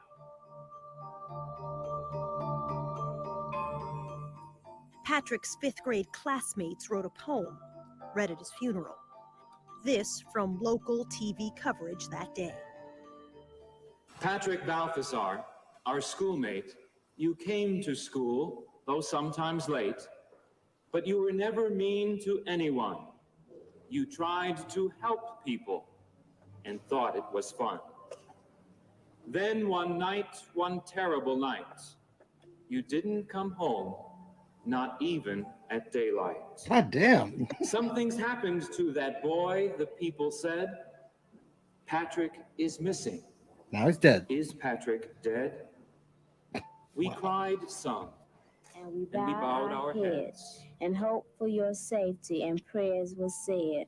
Oh God, please bring back that missing boy. When he returns, we will shout for joy. The police and the news people came and went. In all our hearts was no content. No one could rest until we knew whatever had happened to you. Then one day your body was found out in the woods on the cold, cold ground. Someone killed you and dumped you there. It was a mad, cruel person who did not care. There was not a word about how you died. It is no wonder that we all cried. Patrick, we miss you and wish you knew how much your schoolmates grieve for you. A little dark, but it was a pretty good poem. Just ahead, the Klan under suspicion. It was an entire family of brothers that were involved in the Klan. 1981, a troublesome tip reached the police. A man involved in the Ku Klux Klan could be Atlanta's serial killer. Atlanta was about to explode, and here was information potentially that the Klan could have been doing this. Bob Ingram with the GBI, Georgia's Bureau of Investigation, got the case. It was an entire family of brothers that were involved in the Klan that were the focus of this particular intelligence information. An informant said one brother had threatened Luby Jeter, the child found dead only weeks before. The Klan associate lived here on a dead-end street in the railroad town of Mountain View, on the outskirts of Atlanta. We're tapping telephones. We heard a lot of rhetoric. We heard a lot of racial slurs. On one wiretap, the detectives heard this said, "Go find you another little kid." The GBI followed the four brothers for almost 2 months. These family members were under surveillance at that time, physical surveillance, where we had an eyeball on them. In those 2 months, 6 more black youths would disappear and die. Detectives saw nothing to link the Klan to them. If somebody was in there with a van or 2 or 3 men who to grab somebody and dump them in the back of a van, people would have noticed if they were white. The brothers were called in. They took lie detector tests and passed. They were polygraphed and cleared as to their involvement in the killing of Atlanta's children. Clearing the Klan didn't stop the murders. JoJo Bell was one of the victims who vanished during the surveillance. He used to hang out at this seafood carryout place. Manager Richard Harp. You come here and do anything, I'll give him $1 or $2. Just long enough he get money to go to show or get money to buy stuff at the store or something like that. JoJo Bell, unrelated to Yusef Bell, came by Captain Pegg's one last time. About 3:30, 4 o'clock Monday, he came by and stuck his head in the door. He said, "Richard, I'm going to shoot basketball. I'll see you later." Throwed his hand up, went on up to speak. To a schoolyard basketball court like this. This witness, Eugene Laster, knew JoJo and saw him leave the game. He said JoJo left in a station wagon that looked like this. Laster testified he got in the car, got in Wayne's car. In court, Laster would identify Wayne Williams as the driver. Eugene Laster. Okay. He's pretty much an eyewitness. Mm-hmm. Said that you gave a ride to JoJo Bell Okay. in your station wagon. Okay. Did you? No, I did not. You never gave a ride to JoJo Bell. No, I did not. Williams did not deny he was the driver. He instead insisted his passenger had to be someone else. JoJo Bell was never to be seen again. But it would be horrendous if another child dies, period. A week later, Sammy Davis Jr. and Frank Sinatra came to Atlanta for a concert to benefit the children. The photographer up on stage, that's Wayne's father, Homer Williams, with the black newspaper, Atlanta World. How come you got no tuxedo on there? You're going to come up here on the stage looking like that there. Backstage with Sammy Davis Jr. in a photo which made the front page, that's future Mayor Kasim Reed. I remember that. It was so cool meeting Frank Sinatra. As a young child, Reed would help the volunteers searching Atlanta's woods every Saturday. We literally would walk through wooded areas, chaperone, and we would walk for a period of time until about an hour before nightfall. But now, a new twist in the murders. Patrick Baltazar, the 20th victim, would be the last child to turn up in a wooded area. A day or two later, an official would tell reporters fibers and dog hairs were being collected from the victim's clothing. The next child to die would be found in a river, wearing nothing but underpants. Fewer clues now for Larry Peterson. We're talking maybe a dozen or dozens of fibers as opposed to hundreds or potentially 1,000 fibers. The 13-year-old victim was found beneath this bridge over the South River in Atlanta's suburbs. A driver crossing that bridge earlier in the week saw a man leaning over the railing. It turned out to be the same afternoon JoJo Bell disappeared. At trial, the witness said the man was Wayne Williams. JoJo's body would not be found for 7 more weeks, until Easter Sunday. It had floated far down the South River, almost into another county. He also had nothing on but underwear, basically. Medical examiner Joseph Burton went out in a boat to retrieve the boy. We've got the body wrapped in a sheet on one with the shirt off.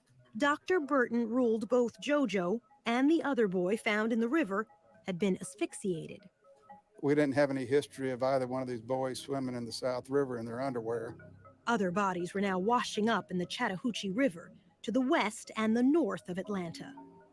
5 victims in that river in the next 6 weeks. I said, you know, if I was doing that, I'd be throwing them off the bridge. FBI agent Mike McComas grew up along a river in Tennessee. He knew if something were to float on downstream, it had to be dropped in the middle of a river. McComas suggested the bridge stakeouts. We looked at remote places, dark places. We believed it would be at nighttime as opposed to daytime. The FBI and police began night watches at 14 bridges over the Chattahoochee and South Rivers. The stakeouts were to last 4 weeks. Nothing until the very end. We, at that point, were ready for that to be our last night. And Wayne Williams showed up. Truth, what you and Tony doing? Just before 3 a.m., the station wagon drove onto the bridge. What? He waited a couple more hours. We might not have been there. What you and Tony doing? Hey, Truth. Hi, girl. We listening. Next. Hello. Night on the bridge. Hey, Tony. Are you playing with Tony Dangalang? It is No. I am listening to the story. Will you stop? Monday. Sorry.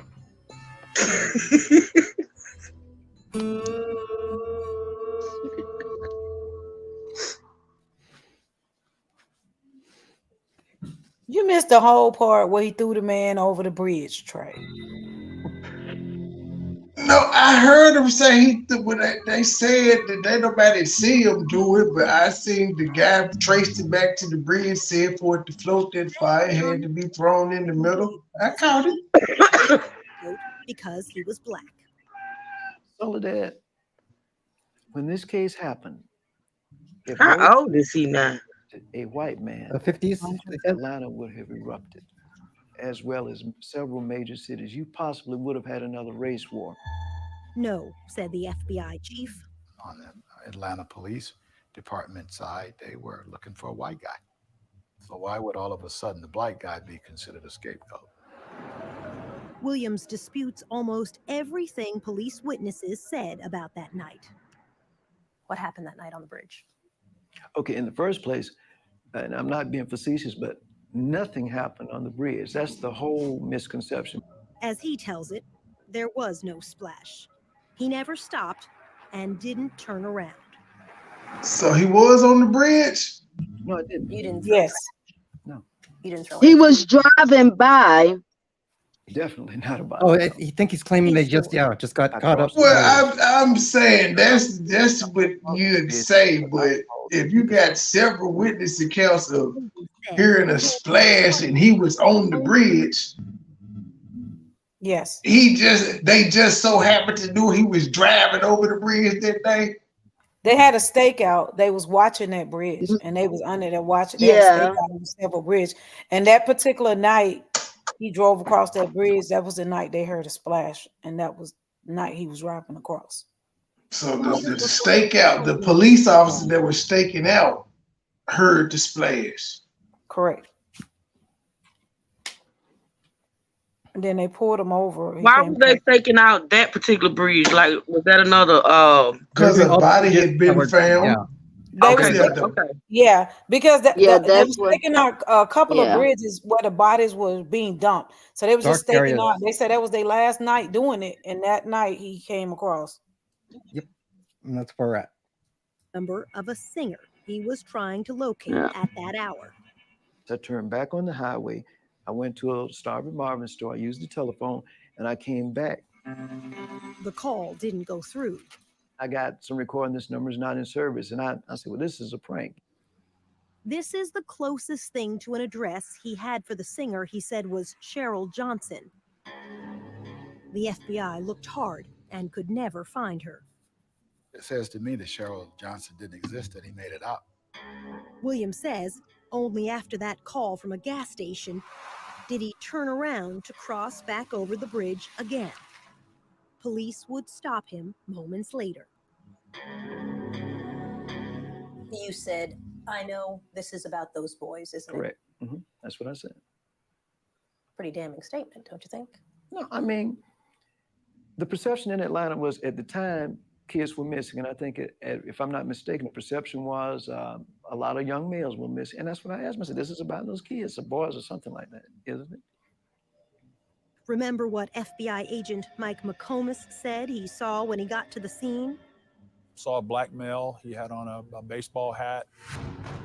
This is the sketch provided by the witness who saw Luby Jeter talking to a man the day Luby disappeared and died.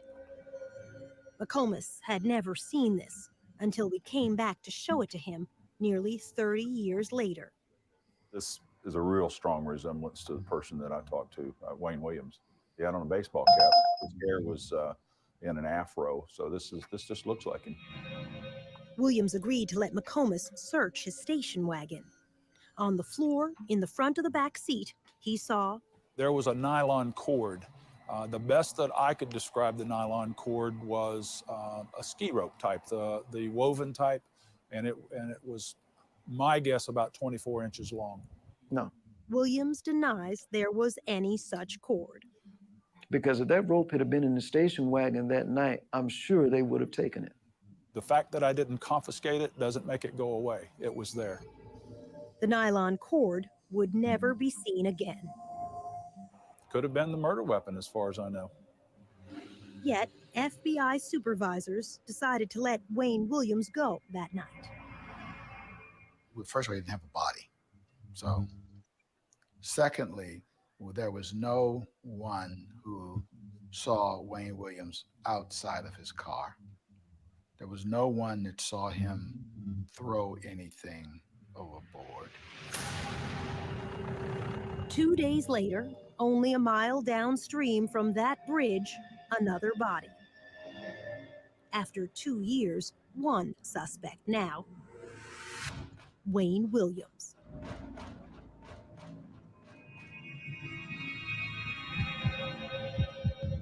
When we come back, the lie detector test.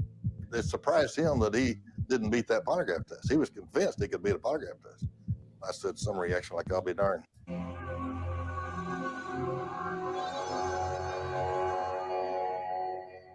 The second day after Wayne Williams was seen on the Chattahoochee River Bridge, the body of Nathaniel Cater washed up downstream.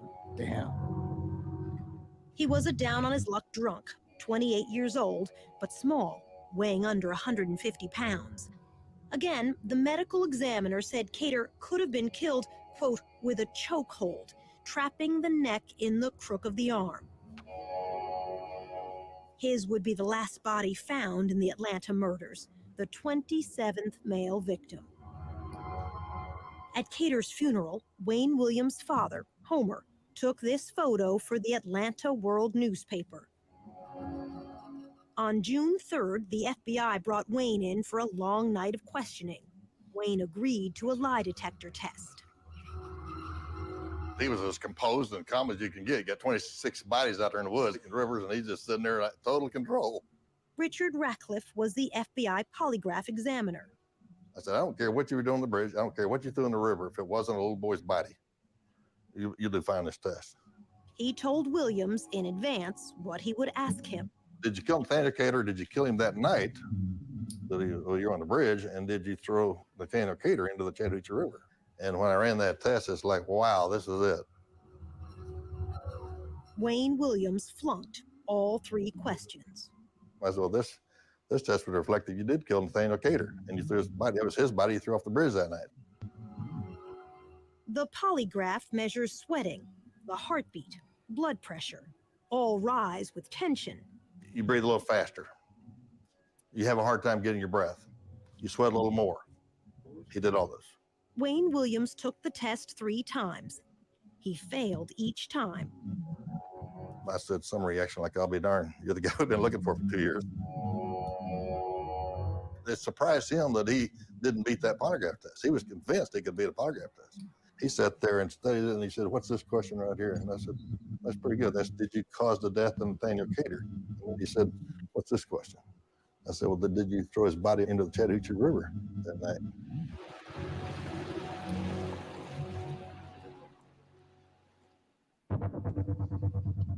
With the media waiting outside the FBI, the mayor's spokesman, Angelo Fuster, was called in to handle the press. And in comes Homer Williams. Fuster asked Homer, a press photographer, why he was inside the building, trying to get a scoop on the suspect. And he said, no, that's my son. And I thought, oh, geez. Homer told Fuster. They detained him and impounded my car for littering. They detained him for littering, is what he said. And I said, that doesn't sound right. This is at night. I said, he's littering. He said, yeah, he was driving over this bridge and he stopped to throw some garbage. And boy, they rushed him and stopped him. And at that point, I said to him, Homer, I don't think you need to talk to me anymore. We asked Wayne Williams about throwing garbage off the bridge. He denied his father ever said that. Your father said you stopped to get rid of some trash. No, my father never said that. I never said that, and my father never said it. One day his daddy just talking. Evidence technicians were combing the Williams home. I'm not sure. No, that was the white man talking. Expert Harold Deadman led the search. In Wayne's bedroom, he took clippings from a purple bedspread. No, the black guy that they had just showed in between the office, the mayor talking, and the guy that said it. He was like, On the floor, a green carpet. I told him, he said something about littering. He said, there was a black guy telling the portion of the story about meeting with the mayor. Was still in the dark. I had no idea there was a bridge incident. Can we get a skip back? His father, that's the one with the camera. I haven't seen him talk yet, but that was his father with the camera. And at that point, I said to him, Homer, I don't think you need to talk to me anymore. We back some more. Yeah. I know that. Back some more. Back another minute. This question. I said, well, did you throw his body into the Chattahoochee River that night?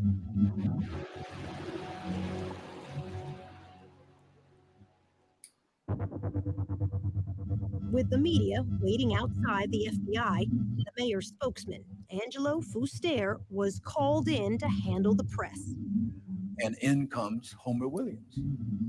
Fuster asked Homer, a press photographer, why he was inside the building, trying to get a scoop on the suspect. And he said, no, that's my son. And I thought, oh, geez. Homer told Fuster. They detained him and impounded my car for littering. They detained him for littering, is what he said. And I said, that doesn't sound right. This is at night. Oh, so that is a white guy. He was driving over this bridge. And I thought that was a Negro. Yeah. And boy, they rushed him and stopped him. But he was talking to the father. At that point, I said to him, Homer, I don't think you need to talk to me anymore. We asked Wayne Williams Homer about is the throwing father. garbage off the bridge. He denied his father ever said that. Yeah, so this guy's telling him what was told to him by the dad. And he said it never happened. My father never said Right. that. I never said that, and my father never Right. said it. While father and son were inside the FBI, evidence technicians were combing the Williams home. The FBI's top fiber expert, Harold Deadman, led the search. In Wayne's bedroom, he took clippings from a purple bedspread and from a yellow blanket. The yellow blanket was located under Wayne Williams' bed. On the floor, a green carpet. This is a blow-up of those carpet fibers. They're the only company to produce a fiber like this. But Larry Peterson was still in the dark. I had no idea there was a bridge incident. He had been called to the FBI office to help search this station wagon, but not told why. Then he spotted FBI techs returning from their search, and so he went out to the home to snip fibers for himself. Saw the green carpet. Did you feel this is it? You know, I really didn't. because it was a middle-class home, a young man living with his parents. But Peterson thought, I'm going to run these back to the lab and just look. I started with the green carpet. Once I put that sample under the microscope, I mean, I knew instantly that that was it. You knew that they had the killer. I knew that was it. And I had made hundreds and hundreds of comparisons to carpeting and various suspects and environments before, and nothing was even close until that night. Did you stand up from your microscope and scream, "Hallelujah, we've caught the guy"? I really did just want to say, oh my God. still, Wayne Williams was allowed to go home that night.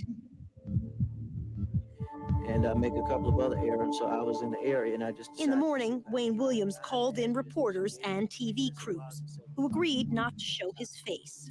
He asked what was dropped in the river. Nothing. He acknowledged he failed a lie detector test. Then, asked about the victims, Wayne Williams said this. Some of these kids are in places they don't have no business being at certain times of the day and night. Some of them don't have no kind of home supervision. They're just running around in the streets wild. I'm saying, when you're doing that, that's not giving anybody a license to kill, but you opening yourself up for all kinds of things. We asked Wayne what he meant. When you say that's not giving anybody a license to kill, but you're opening yourself up for all kinds of things. My point is very simple. All right, if you're out roaming the streets, like not all of these, but some of these victims were, you put yourself in a position for bad things to happen. For days, the district attorney was reluctant to take Wayne Williams to court based on fibers alone. While he hesitated, the FBI, police, and media all kept a watch on Wayne. In this parking lot one day, he showed an angry face to a CNN camera crew. Hey, I'm telling you to quit following me, because I'm saying at this point you're following me and you're on private property. If I were you, I'd get the hell out. Finally, on Father's Day evening, 1981, detectives arrived to arrest Wayne Williams for the Wayne murder. said, "I ain't no killer, but don't push me." He disappeared. Okay. Williams would never be free again, to this day.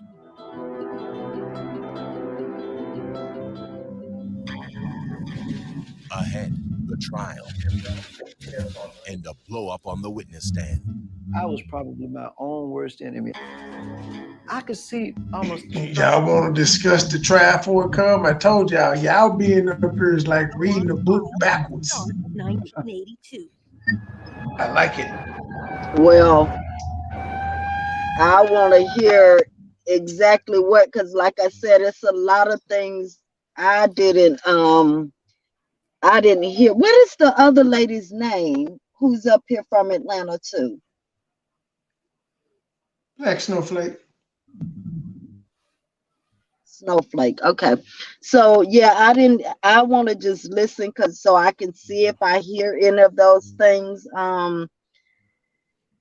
Because maybe it's some things I'm missing, because like I said, on most of the things I was reading and everything, the witnesses were saying the car was blue, but I see in here they were saying a white car. So They I showing the just shit out want there to white see station exactly. wagon looking car. Right. So I just want to see what else is going to be said during the trial, because this is my first time even seeing that somebody said a white car. All the stuff I've read been saying a blue car.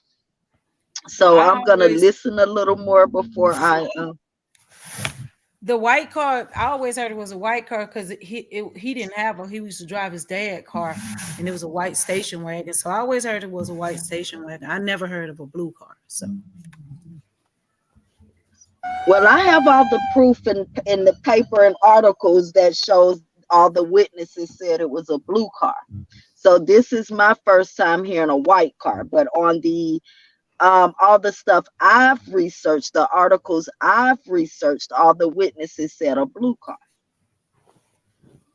And I have all of that stuff still saved. So that's why I said I was gonna send it all to Trey, because it's actually it's a lot with this case.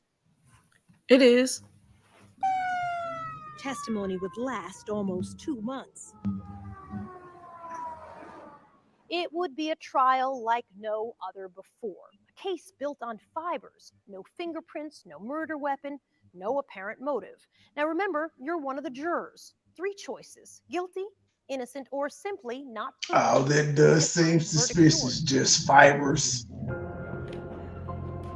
Mary Right. William was Wayne Williams' defense attorney. Good morning. Good morning. How are you?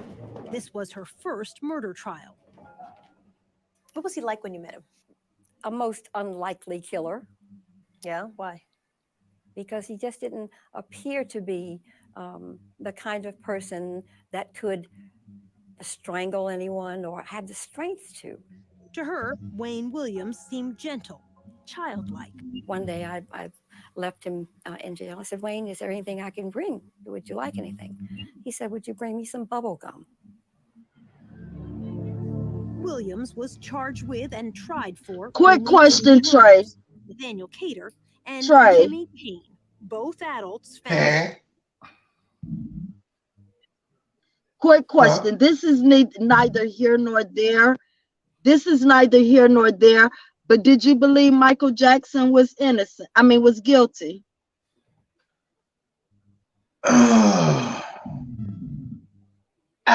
I was a kid when it happened, so I never think about it. But as an adult, I think it was weird for him to have kids over his house all the damn time.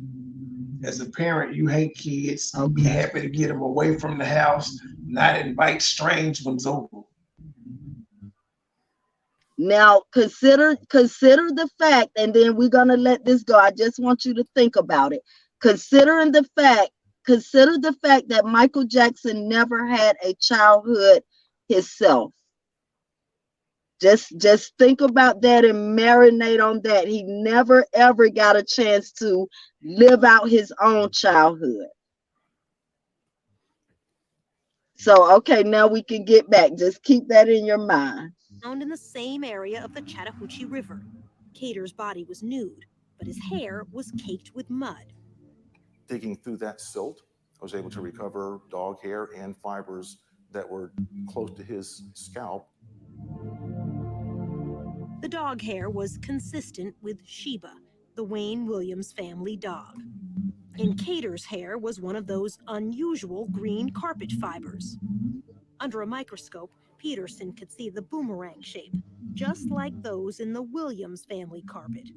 This is an actual piece of that carpet, which the FBI's Harold Dedman said was quite rare. It's got an unusual carpet fiber. It was manufactured for a limited amount of time. It was a 10-year-old carpet.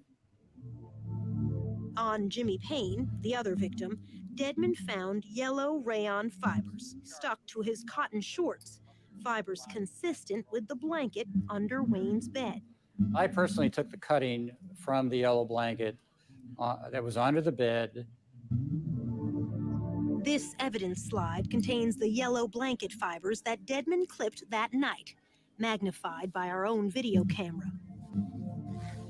But when Larry Peterson had returned that June for a second search a couple weeks later, There was no yellow blanket to be found that I could find. There are a lot of things in your case that disappeared. Mm-hmm. You had a lot of disappearances. Yellow blanket Yes.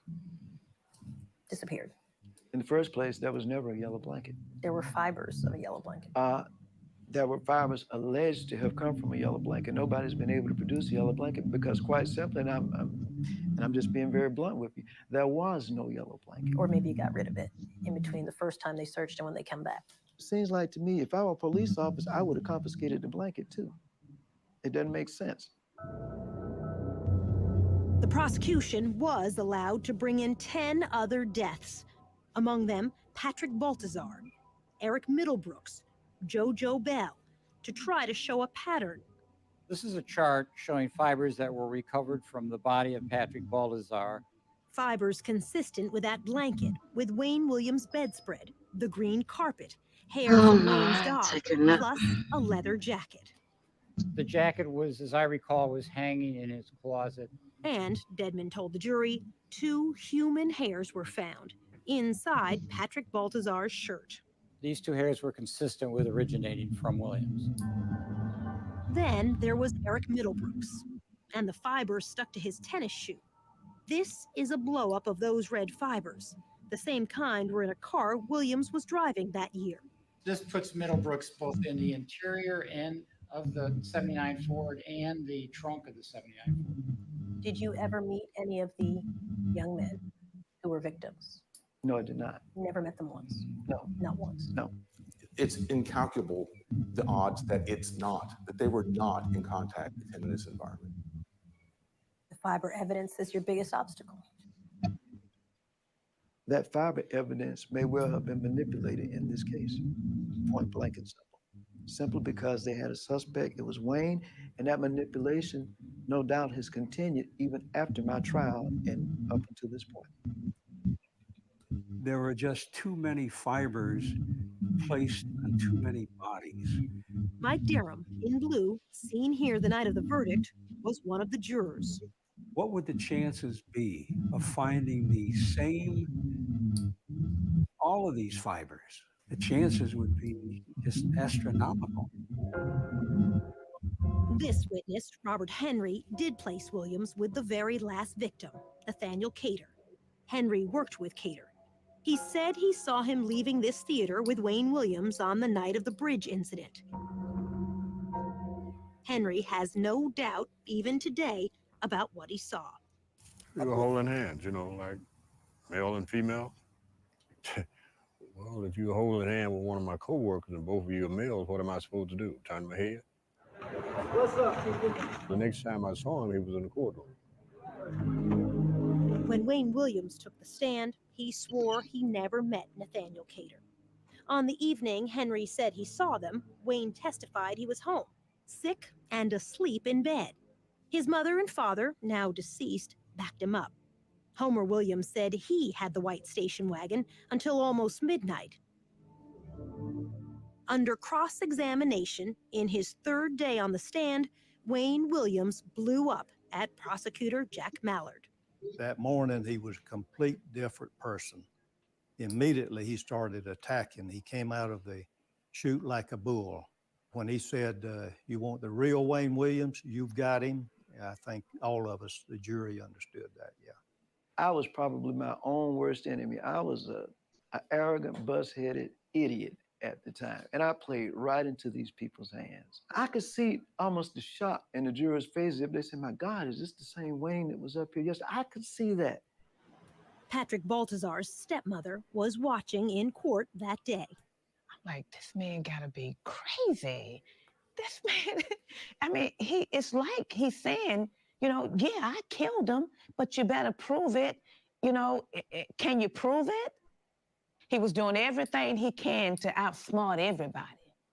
And it was like, I did it, but can you prove I did it? Camille Bell, Youssef's mother, believed Wayne to be innocent. She feels that last day on the witness stand convicted him. And then when he flared off, then they were ready to say, well, okay, so he does have fire. When you got angry with the prosecutor, he said, you're a drop shot. I called him a drop shot. What's a drop shot? What's that mean? Quite simply, in our vernacular, a drop shot is a guy who's not worth much of anything. Just drop him and shoot him and get him out of the way. In other words, you're useless. We reminded Wayne that he also called poor black children on the streets the same thing, drop shots. That does not make me a murderer simply because I said somebody is a drop shot or because I called him a drop shot.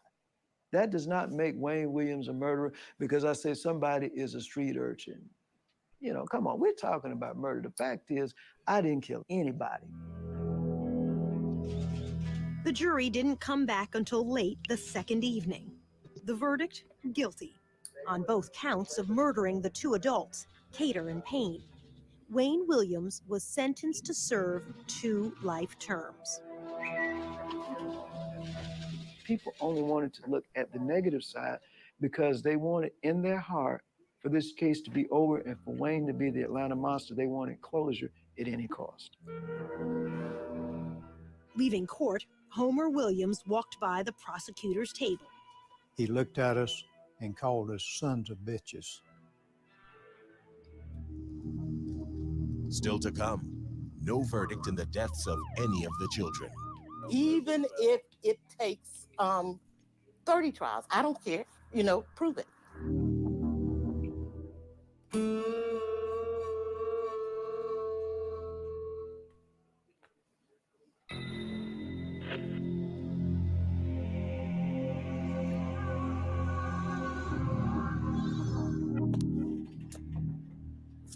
Defense attorney Mary Welcome did not expect the guilty verdict. I was crestfallen. So why do you think the jury convicted him? Because he might have been guilty. Because he might have been. During the trial, medical examiner Robert Stivers told the jury there had been very few strangulations of black males in the years before these murders began, and none at all with bodies left in rivers or by the roadside since that night Wayne Williams was stopped leaving this bridge. They were convinced that the crimes had stopped because Wayne had been arrested. And I think what happened is people stopped looking and stopped counting. Murders have continued in Atlanta. Shootings of black men, stabbings of black women, but not strangulations like before. Not black youth dumped far from where they were killed. Detective Welcome Harris would stay on the police force another 25 years. We asked him how many more children were killed the way they were in the 80s. None that I can recall. None that I can recall. Wayne Williams' appeals would drag on for years. He almost won the first one. Georgia Supreme Court Justice George Smith helped a colleague write a ruling that would have reversed the verdict. He would have found that the evidence didn't support a conviction. That's what he did find originally. But the 5 other justices resisted. When we met, they pitched a royal fit. They were not going to overturn the conviction. The 5 of them were. In the end, all the justices, except Smith, agreed to uphold the conviction. Wayne Williams said the court was bullied into making its U-turn. I think the pressure came from as high as the White House, and we'll leave it at that. Not so, said George Smith, now retired from the court, but still practicing law in his 90s. I can't imagine that it happened in a case like this. I can't imagine it happened in any case, but certainly this case, it didn't reach to the White House. Smith did write a dissenting opinion. He said the fiber evidence fell short of scientific certainty, and the prosecution should not have been allowed to use the so-called pattern evidence on 10 other murders. I said the only similarity in the crimes in this case is the fact that all of them were dead. Smith was denounced on the floor of the Georgia legislature. I was an N lover. You know what the N stands for. Mary Welcome agreed when Justice Smith wrote the defense attorneys were ineffective. We were rendered ineffective. We were rendered incompetent because of the lack of funds, lack of time, and the lack of resources. Absolutely. Things did go wrong in the trial that should not have. An ambulance driver suggested an explosive motive for Wayne Williams. This from CNN's report at the time. Bobby Tolan said Williams asked him once, had he ever considered how many blacks could be eliminated by killing one nigger child? But unknown to either side, Tolan was not his real name. In fact, he had a criminal record. He testified under a false name, had an extensive arrest record under his real name. I'm not sure that we knew all of that at the time, or it was disclosed to us. Rogers' home is but 8 blocks away from where he was found today. Then there was the murder of Larry Rogers, a retarded youth. This witness testified she saw Rogers slumped over in a station wagon as Wayne Williams drove away. But another person also saw Rogers in that station wagon at that same intersection that day. He helped a police artist draw this sketch. It does not look like Wayne Williams. However, the defense never called the other witness to ask about the sketch. No, I don't even remember seeing that. Supporters of Wayne Williams say there was one murder which shows the fiber evidence could be faulty. The death of 12-year-old Clifford Jones, left by a dumpster in an alley on a summer night in 1980. Some of those unusual green carpet fibers were on his body. Yet another boy said he saw a coin laundry operator kill Clifford Jones. Detective Welcome Harris said the boy was not believable. He exaggerated stuff. In other words, he was open to suggestions. And if you said that Mickey Mouse was up there, and if he sensed that you wanted him to say that, he said, yeah. Wayne supporters point out the laundry manager failed 2 police lie detector tests, but few are aware of a third test given by the FBI examiner, Richard Ratcliffe. The result? In layman's terms, he passed. He wasn't involved in killing Jones. Only days after Wayne Williams was convicted of killing 2 adults, Atlanta's police commissioner closed the books on 21 other murder victims, declaring they too were killed by Williams. Most were children, among them Clifford Jones and Yusef Bell. But without trials, the mothers were left without a verdict, one way or the other, in the deaths of all of the children. Camille Bell. Even if it takes 30 trials, I don't care. Prove it. The prosecutor's answer, it would serve no purpose. You can only serve 1 life sentence.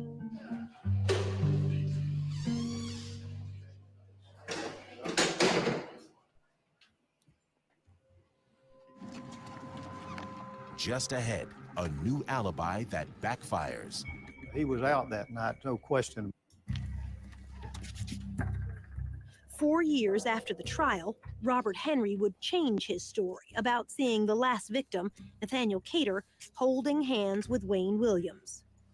In this affidavit, Henry wrote, "If my life depended on it, I could not say the man I saw with Cater was Wayne Williams." Our producer confronted Henry with that affidavit. His signature is at the bottom. Yes, that's my handwriting. Whose words are those? They're not mine. Whose words are they? I'd rather not say.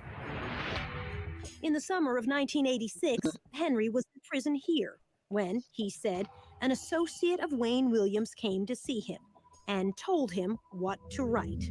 When you said, I could not ID the face of Wayne Williams as the man I saw with Nathaniel Cater, are those your words? So he sold out for the money? I'd rather not say. It might cause a problem. I don't. Did you ID the face of Wayne Williams? The person I saw holding Nathaniel Cater's hand was Wayne Williams, the man that was convicted of it. In fact, Henry had passed a lie detector test before he took the witness stand. When his visitor came to see him, Henry was serving 5 years for sex crimes. His false affidavit was used in court appeals. Wayne Williams lost each time anyway. To this day, is there any question in mind whom you saw with Cater? No, it's not. It was? Wayne Williams. Robert Henry is not the only one whose story has changed back and forth over the years. So has Wayne Williams. At trial, Williams testified he was home all evening, sick in bed, when Henry said he saw him holding hands with Cater. Now, Williams says he has a different alibi for that evening. I was at a place called Hotlanta Records in College Park. Williams says he drove to that office near the Atlanta airport. He had taken photos for this poster the night before and went there to turn in this invoice to get paid. We delivered a bill and statement of services, and we were cut a check for it. And it was probably about 9 or 9:30 when I left that location. We reached Hotlanta's owner, Melvin Ware, now living in Los Angeles. He called in advance, and when he came, I went back and wrote the check behind the desk. That's where our checkbook was. But he said Williams didn't stay that long, not as late as 9. It wasn't like 5 minutes or 10 minutes. We always spent maybe a half hour or something like that.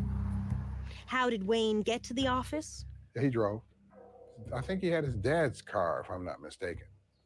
Wayne's father, Homer Williams, testified he had the station wagon until almost midnight that night.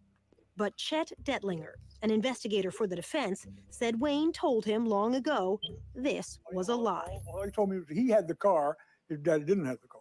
Wayne said, but I had the vehicle, and I didn't want to corrupt my dad's testimony in the eyes of the jury, so I lied about it and said I didn't have it on the stand. What makes this important is what time Robert Henry says he saw Wayne and Nathaniel Cater together. It was about 9:15 or 9:30. It was on Lucky and Forsyth Street, downtown Atlanta. So at the trial, you said that you were in bed till 10 p.m. All right. You were so sick, your mother said that she had to help lie your body out All on the right, bed. You were now, so sick. This is where the confusion with all of us came in. I got back from Hotlanta Records, probably about 9:30. But there's no one to corroborate that, even if his mother were still alive. Wayne said she probably didn't see him come in. Prosecutor Jack Mallard. He was out that night, no question in my mind. He was not at home. He was out and about. Less than 6 hours after Henry said he saw Williams and Cater here, police heard a splash under this bridge. Cater's body washed up downstream 2 days later. 30 years ago, there was no DNA testing. Now there is, and so new evidence. Remember those 2 human hairs found inside 11-year-old Patrick Baltazar's shirt? In 2007, the hair fragments were sent to the FBI's DNA laboratory in Quantico, Virginia. The result? The lab said it found this DNA sequence in only 29 out of more than 1,100 samples of African-American hairs in its database, less than 3%. Most important, Wayne Williams' DNA had the same sequence. I don't think they said it was a match. I think they said they could not rule out whomever the hairs were from as being the possible donor. The FBI's Hal Dedman, a DNA expert, said this finding is as strong as it can get with this particular type of testing. Then it probably would exclude 98% or so of the people in the world. Did you kill 11-year-old Patrick Baltazar? I did not kill Patrick Baltazar or anybody else. Did you ever meet Patrick Baltazar? No, I did not. Never been in contact with that kid? I don't even know a Patrick Baltazar. We offered to show the DNA findings to the stepmother, Sheila Baltazar. I can't read it. Please don't make me read it.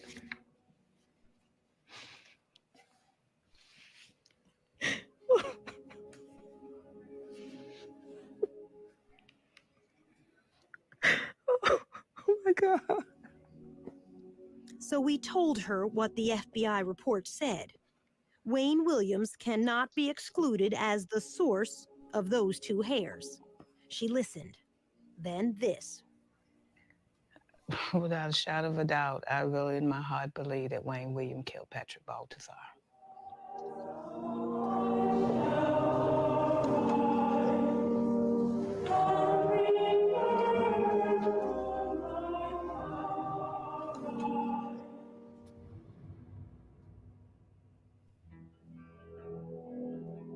Next, Train to Kill. Were you trained in unarmed combat techniques? Could you grab somebody bigger than yourself, put them in a chokehold? I'm sure there are other things in unarmed combat besides putting somebody in a chokehold.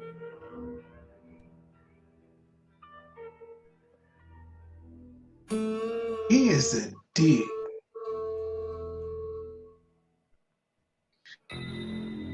Yeah, that was the thing, though. He was one of those pretty weird, sarcastic, intelligent type guys.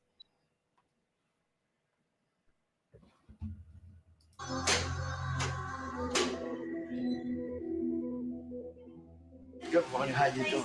When we returned to prison for our final interview with Wayne Williams, we had one question he was not expecting.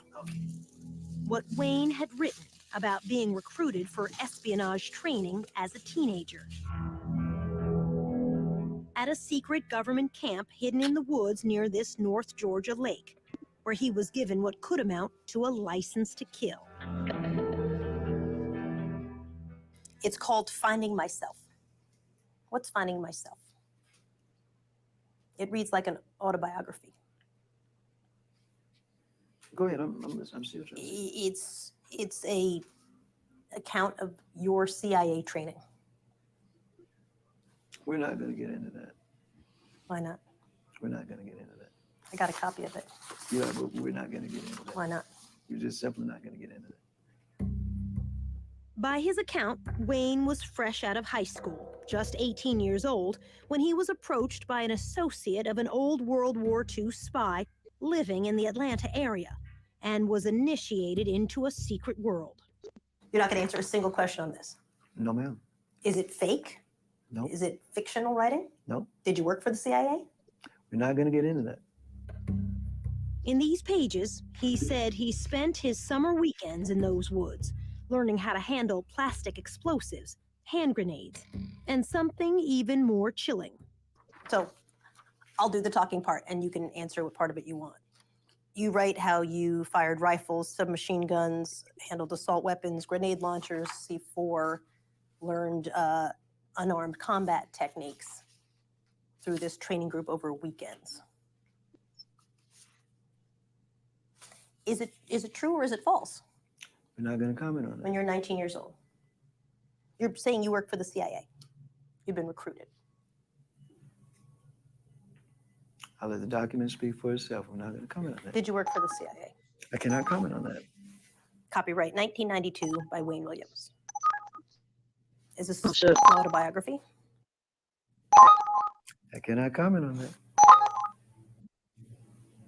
In his own words, Wayne Williams said this was part of a secret plan to send young Black agents into the worst trouble spots in Africa in the late 1970s. He wrote that he finished training, then withdrew from the program. Either this is a true story and you have been trained in evasive tactics, exfiltration techniques, weapons use, unarmed combat techniques, which would include a deadly chokehold, or it's made up. Let me ask one question. Where did you obtain that? I can't tell you that. Now we're talking. You're a newsman. You know the answer to that question before you asked it. Okay. All right. I will say Is it this. true? I mean, it's got your name on it. I will say this. Were you trained in unarmed combat techniques? Could you grab somebody bigger than yourself, put them in a chokehold? Because that's what that is. I'm sure there are other things in unarmed combat besides putting somebody in a chokehold. But when I talk to the military experts and I say to them, what exactly does that mean? That's one of the things on their list. Top 2 things, by the way. I wouldn't doubt that. So, are you trained in that or not? Let me say this. I'm asking such straightforward questions. I understand it. I understand that. But again, I ask you to understand my position on this. Let's say that were true, that were the case, or let's just say that I had some experiences that I do not want to comment on today for reasons that the document says, okay? The fact is, what does that have to do with the situation today? Everything. You tell me. It has everything to do with it. Listen. A big part of the conversation when I talked to your lawyers was, could Wayne Williams grab somebody? Did he have the strength? Look how, he's not a big guy. Could he grab someone in a unarmed combat technique and kill them? And your attorneys would say to me, you met him, he's not a big guy. So if you're telling me that, yes, in fact, I was trained by the CIA, which is basically what this document says in a nutshell, on the weekends when I was a teenager, and I am trained in the chokehold technique. That's one thing. If you're telling me that, no, that never happened, but you're writing a long fantasy about being trained for the CIA in weaponry and the chokehold technique, that takes it a whole other direction. Remember, doctors said at least 2 of the victims, and perhaps more, were probably killed by chokeholds. Do you know how to kill someone with a chokehold? That's a straightforward question, isn't it? Because I can answer that. My answer would be no, sir, I do not know. Do you know how to answer? What's your answer to that? Let me say something about that. That's a yes or no answer. No, it's not. Yes, it is actually. No, it's not. No, it's not. Not until the very end of our prison interview did we come close to a real answer. It's actually a very simple question. Can you kill someone with a chokehold? And when you were 19 years old, you probably could under the right I know for a fact circumstances. I could not. I know you're being facetious, but I know for a fact I could not. You don't know. But were you trained as a teenager to do that?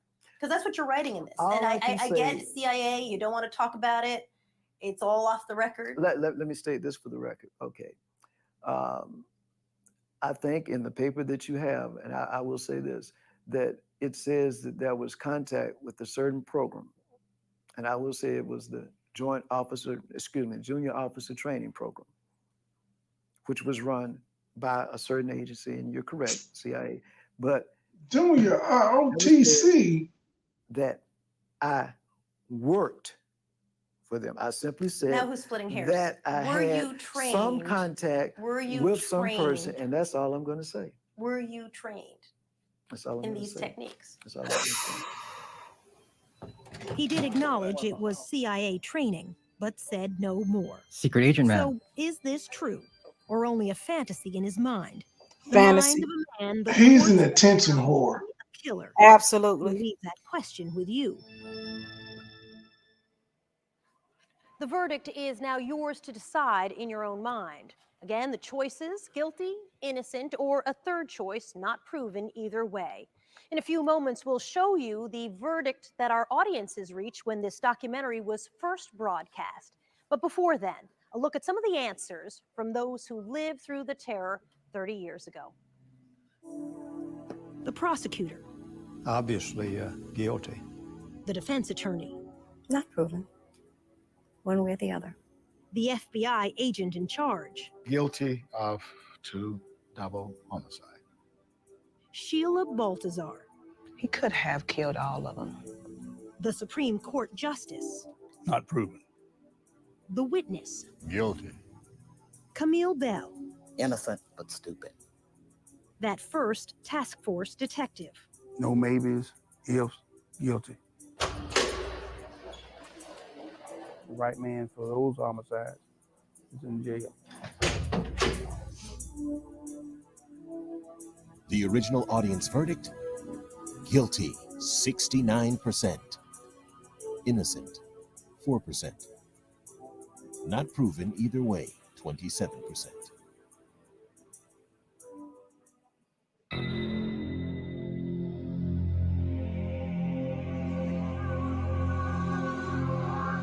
That's it.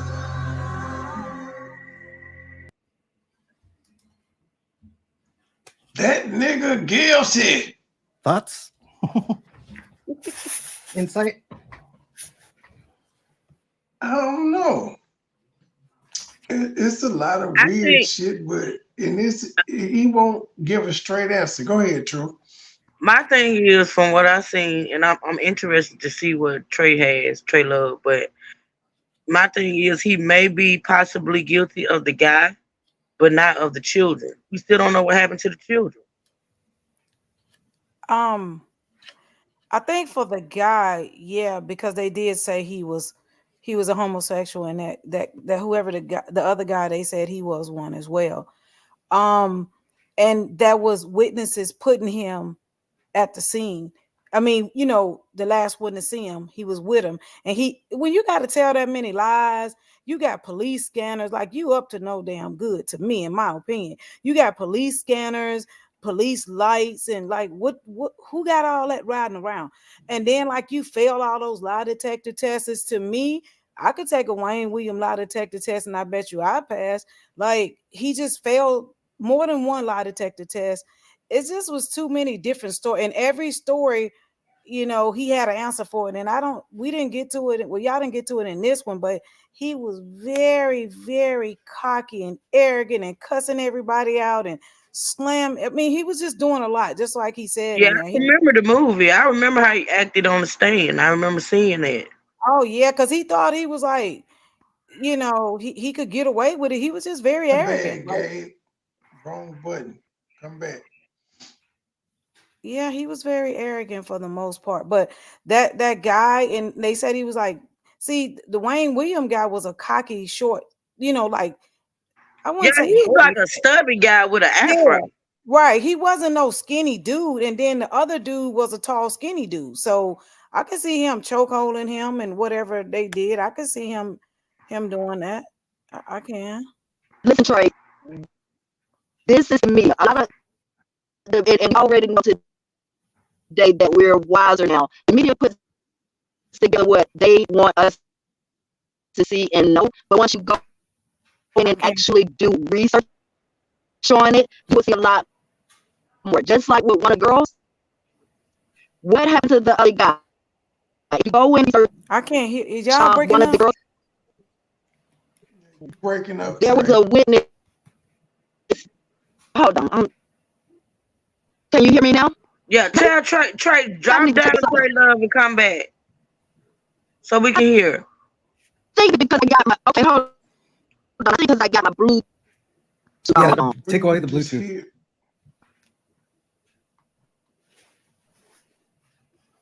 Can you hear me now? It's still breaking up. Trey. You still breaking. Say something now. Yeah, hit refresh, or I just dropped the link in the chat again. Yeah, too, drop but- down without the Bluetooth on and just come straight back up. Okay.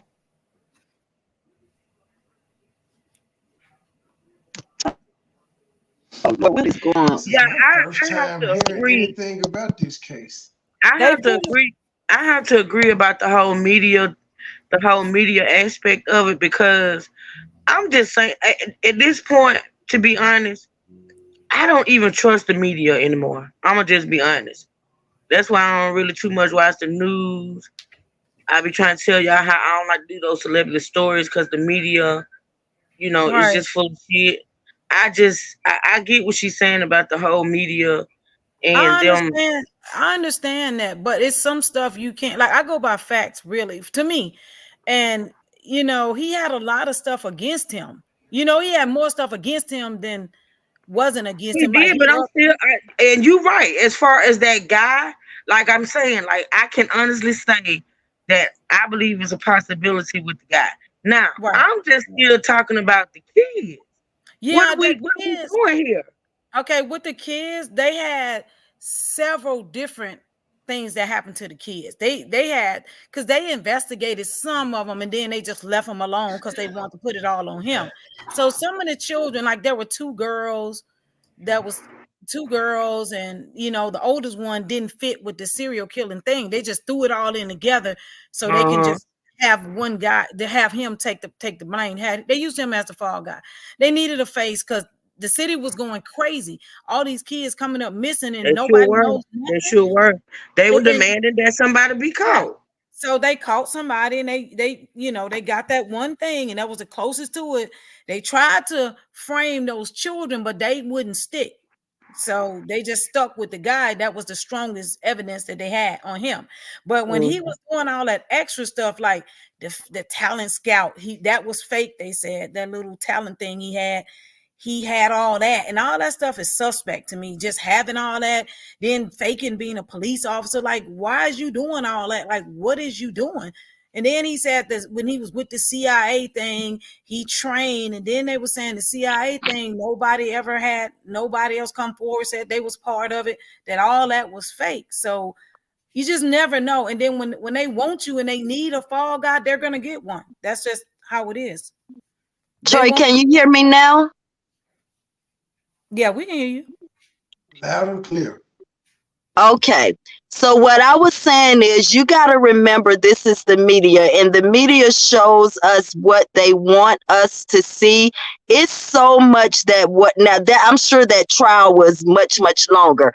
But just like with one of the little girls, what happened to the other person? The witness, when that little girl, you do know one of those little girls were taken out of her home, not outside anywhere or anything.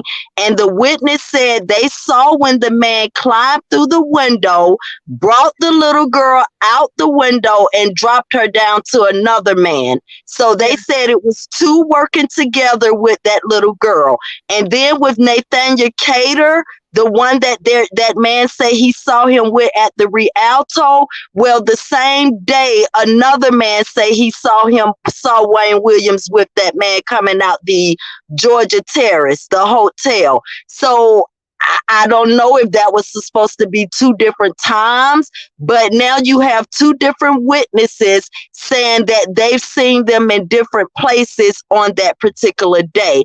It's so much more to that case. The media is going to put together what they want the public to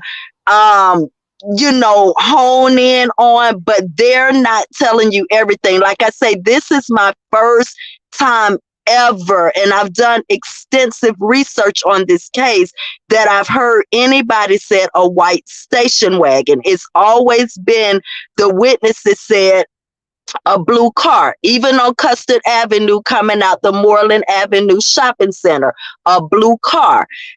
Even at the very last murder where the janitor say he saw the person getting out, standing over a body or whatever, a blue car. So it's like they've picked out things to make you feel like, yes, he is the one.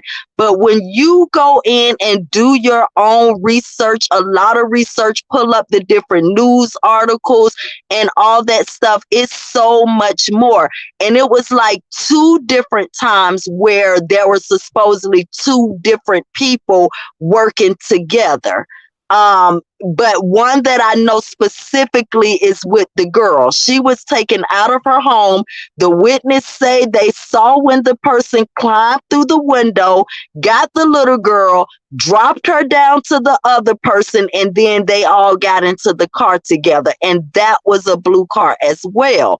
So, now we're older and wiser. We kind of know that the media hones in on what the cops and everybody else want out there, but it's so much more. And I'm going to tell you, I cannot, because I've done a lot of research. I don't think Wayne Williams did any of them. I just think he's a weird, quirky, type of person that people are just not used to. Yeah, but I do not. And That then nigga wrote a another book that thing, said he Trey. a trained killer. Well, he never admitted that, and I think he's just trying to, like you guys said wrote it earlier. in a book. Well, I haven't read his book, so right there in that interview, though, he never admitted that. So I haven't read his book. I would have to go back and read that.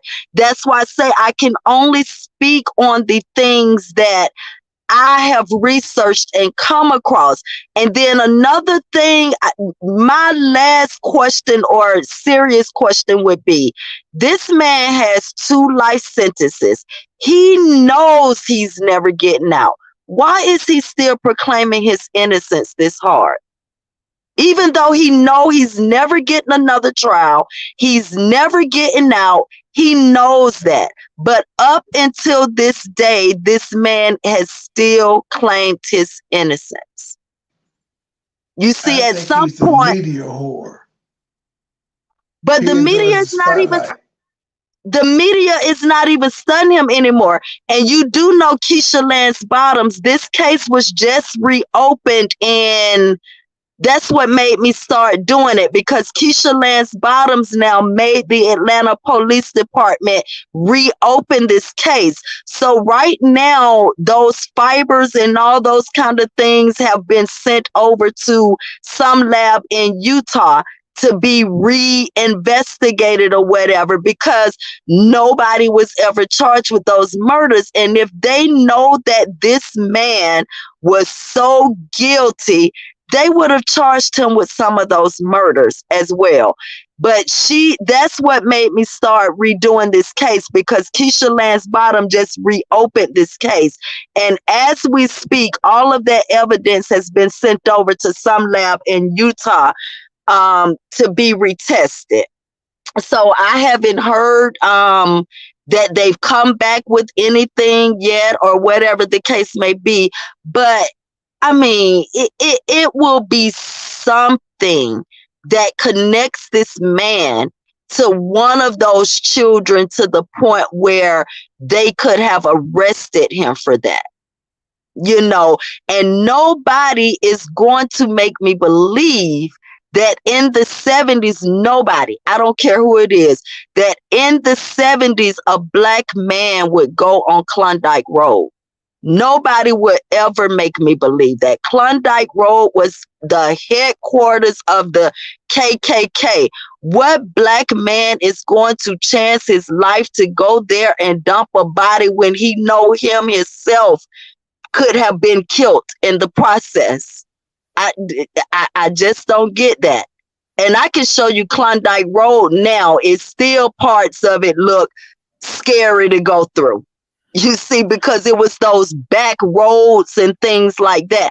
I can't see a black man traveling from the projects in Atlanta, which is like downtown, well, it's not downtown, but close to it, 30 minutes away to Klondike Road to dump a body where the KKK have their headquarters and stuff. I can't see that. Why did he choose to do that?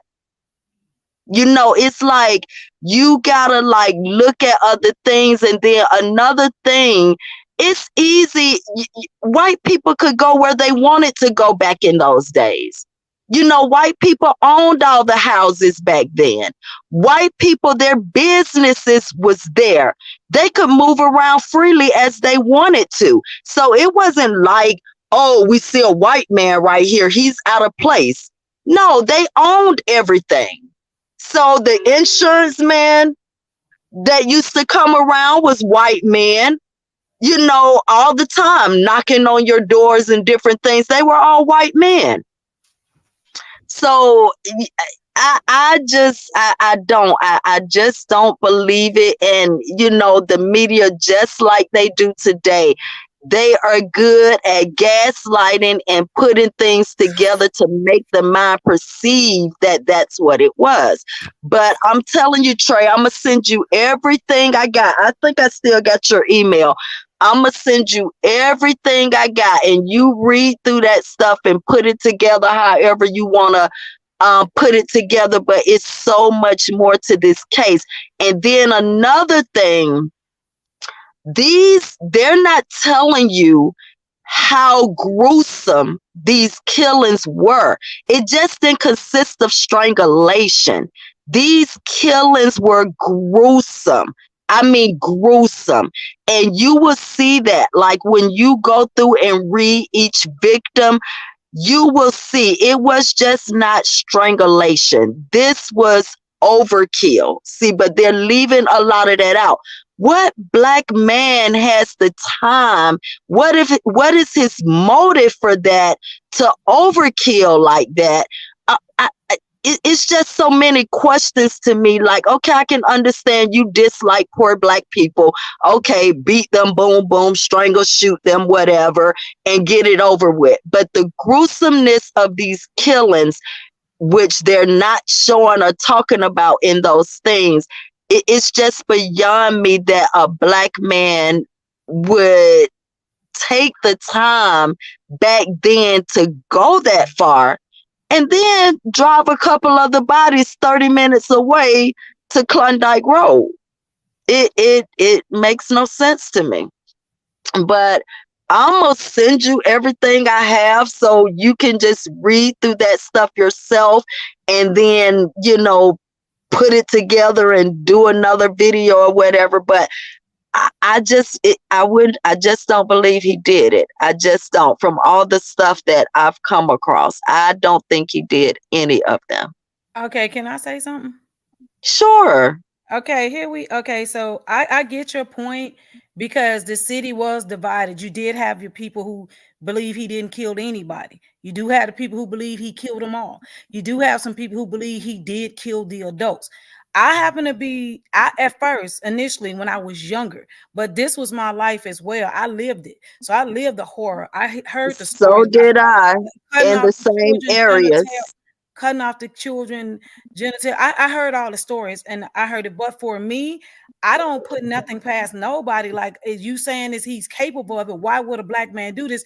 I don't know. I guess you still hadn't heard or, doing your research where you say he was very cocky and arrogant. He would come out. I'm cocky and I'm arrogant, but I'm not gonna go chop off somebody's stuff and stick it in their Hear mouth. me out. You have to hear me out. Okay, so he was cocky, he was arrogant, he would come out and he would cuss and taunt the police. He would send them on speed chases. He would do all kinds of little, little stuff. But to me, I can't say he's innocent because it's too much, like it's too much stuff, like the lying on the lie detector test. I mean, they say that ain't no big deal, whatever, but he lied he failed 2 lie detector tests. He was lying about everything, like everything they asked him, he didn't have no answers. When they asked about who else was in, they asked him before in some of my research, they asked him like, who else was with him in this CIA group, whatever the little thing he was in.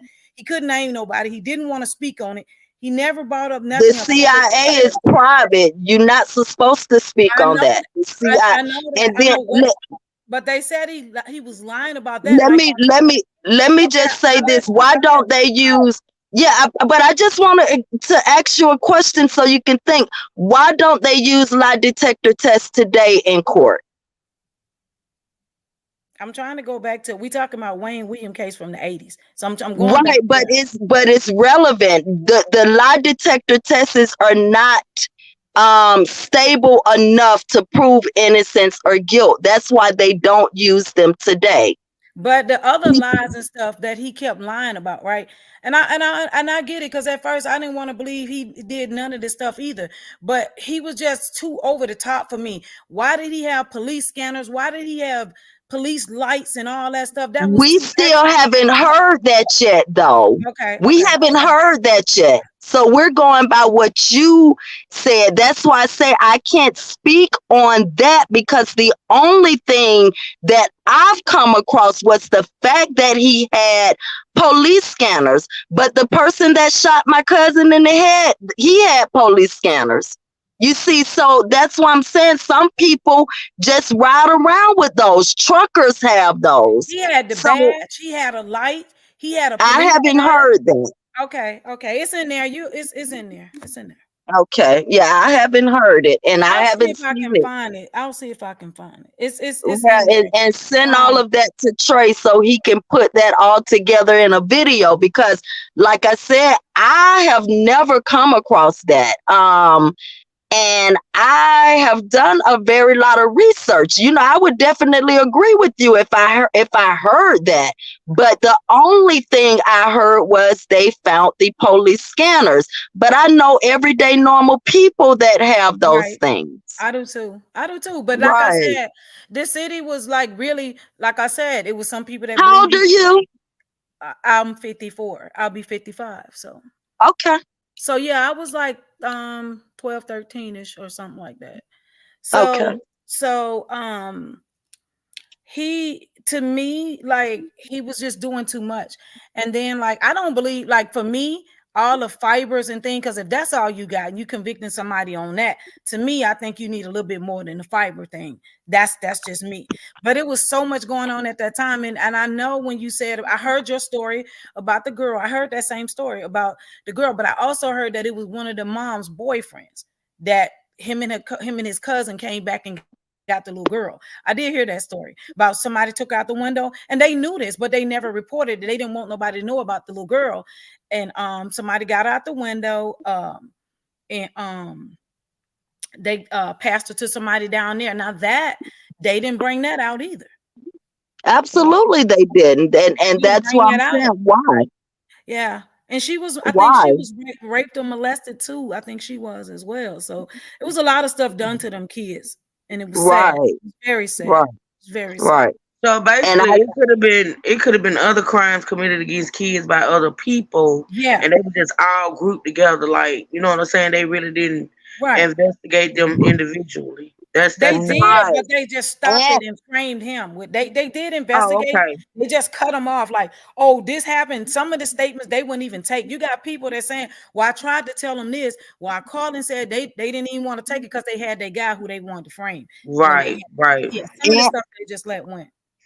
And another thing is, which I see now on that documentary, they spoke about it a little bit, but I don't forgot the name of what the file is called, but all of that is in my information as well. They had already had proof actually from a white guy that reported that he heard the KKK talking about what they were going to do to the guy. They had files and files. It's called Operation 181 or something like that. But they say the reason they did not bring that out back then is in fear of causing a race war. So they kept that to themselves when they knew the whole time that not a black person but a white person reported what they had heard. Overheard them saying, and then it just so happened the next day that same kid is dead. You know, it just, it doesn't go together for me. And they had information that they sat on forever and never brought that out in fear of causing a race war. So it's a lot of stuff. And I understand you, because you're a couple of years older than me. I'm 52, and you're 54. But again, I had a grandmother and an uncle that worked at that jail at the very same time he was arrested, in jail and everything. And just at that time, I'm young, I'm carefree, I don't know anything about what's what, but I hear them in there talking, and nobody believed that this man was guilty, and they were privy to a lot more evidence and stuff that we were privy to. So all I'm saying, I didn't even think about it until I got old enough to think for myself and different things like that. And I just do not, either way it go, I don't believe he did it. It's too much. I understand you saying. Did you hear about Uncle Tom? Uncle Tom that lived down the street that was living over there, a black guy called Uncle Tom? No. You didn't? Okay. No, I've never heard of Uncle Tom. He lived off of where? He was in Atlanta. I don't know what street it was off. I'll find that information.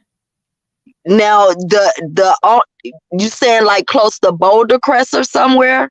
No, he was in Atlanta side of town. Yeah, this is Southeast Atlanta, Boulder Crest and Custard Avenue. Yeah, I'm from Decatur. I don't know the Atlanta. I'm from Decatur too. You do like on my grandmother's street, which is Boulder Crest and do you know what Boulder Crest and Custard intersect? I don't know what Custard is. I know what Boulder Crest is. Okay, so you know Custard, you remember the Moreland Shopping Center where the Nightlight used to be? Yeah. Okay, so that's Custard Avenue where Nightlight used to be. Now, the only person, if you mean like in that area, I can think of, but I think we used to call him Freddy Cougar, though. Yeah, I think we used to call him. Yeah, no, we used to call him. This guy was a guy that the kids used to go and work for to make money. Did you hear about that? Oh, no. Okay. No. I don't No, want I to never bring that up heard if of you hadn't heard of it, because I'll just have to find my information, because it was a guy that, for money, a few dollars, they would go, and he was a black older guy, and they would go down there and do some little stuff for Uncle Tom. So I'll find that information. Okay, yeah, I never heard of Uncle Tom. I found something about the police. I heard a little bit and I stopped. So I don't know what they about to say, but I was scanning something else. Okay, what you got? You gonna play it? Yeah, I'm gonna play it. Okay. Responding to fires, doing his freelance. He drove this police-style car with a scanner and blue lights. Police arrested him in 1976 at the age of 18 for impersonating an officer. He was never convicted. A trunk fiber from that car was later matched to a fiber found on one of the first murder victims. I like it. See, I never heard that part. Now that's what made me say, okay, you suspect, because you riding around with, and he was arrested for impersonating a police officer. He had the badge, I think he had a uniform too. He had a uniform, the badge, he had the light, he had the scanner. And I think that's why he would think it was okay for him to go to those areas. That was That's my the blue point. car that you heard about, Trailer. That's the blue car you were hearing about. That's my They point. said That's why one I of the think he was, fibers, and yeah. his dad owned the white car. Right, because both. And that's why I think he would go in those areas, because he was pretending to be a police officer, and he didn't care because he had the lights and everything. And he would just turn but his light on. you do know he didn't live far from those areas though, right? I think they were right off Campbellton Road, which wasn't far from like, Mechanicsville. Was it Campbellton they was off of? Who, him, where they live? Wayne and his mama them. Wasn't it Campbellton? Where did they live? I forgot. I think Campbellton Road, around Campbellton Road. Yeah, I forgot where it had been a while since I looked into it, but that's something that would never leave you, because the city was terrified and we was terrified. Right, And so right. it's one of them things, like I had 3 sons, and I was so strict as a parent. Like, my kids still mad to this day because they couldn't go nowhere as black boys, because that traumatized and had me like trigger anything about. I'm like, that traumatized. I mean, that traumatized not just people in Atlanta. I'm in world, Alabama, and that because we used to at that time when that was well, I don't know if it was I think it was like when the movie came out or whatever, but it was years later. But us kids having to walk to school, you know what I'm saying? Yeah. And all we know is that somebody was snatching kids off the street, and it was just that right there, that case right there. It was a lie. It was a lie. I know, and that's why I was always scared of a white van, because when they brought that little white van story around, I was just still to this day I would stare a white van down. To this day, girl. if I see a damn white van, I'll be like, "Hey, what you want?" Like, I don't do white vans well at all. I don't care. They creepy to me, and it's just the whole thing, because it was copycat killings at that time. We do know about the KKK. We do know they cover up a lot of stuff. It sure was. And we do know it was several killers, like with the little girl and other boys. It's just none of them go together. And they made it be a serial killer. But because how's it a serial killing? You said it was children. You said it was girls. You said it was boys. Then you said it was some adults, 28-year-old. How you going to put him in there with the kids? That's not a missing children. So it was just all over the place to me. So they just tried to hey, we need to get somebody quick, because the city was in an uproar at that time. Absolutely. Most definitely was, honey. Yeah, I'm telling you, I used to think I had the meanest mama ever. I'm telling you. You ain't lying. I was like, it ain't that serious. Like, yeah, because we used to hang out, at that time, I used to go with no, you can't go there no more. I'm like, never? Right. You can't go over there. And it was just like for a long, long time. Right. And then the city had already implemented a curfew, but they didn't have to do that because your parents did it for you. Okay. Your parents like, you coming in at 4:00. 4:00. That's it. No more outside. Man. How many times did y'all have to go to the store for beer and cigarettes for y'all parents? No. See, I didn't do. Of course, my granny wasn't playing that. She was the police, so she wasn't playing that, and my mama didn't either. So I never had to do that. But I see my cousins, them that lived in East Lake Meadows. That's why I told you a few of them, JoJo Bell and my cousin, were friends. My cousin George. It was a couple of them. My mother's mother lived in the Meadows. So that's where some of them were from. Now, they used to do that, but the corner store was like right there. But I never got sent to do that. Yeah, me neither. My mother was not that type of mother.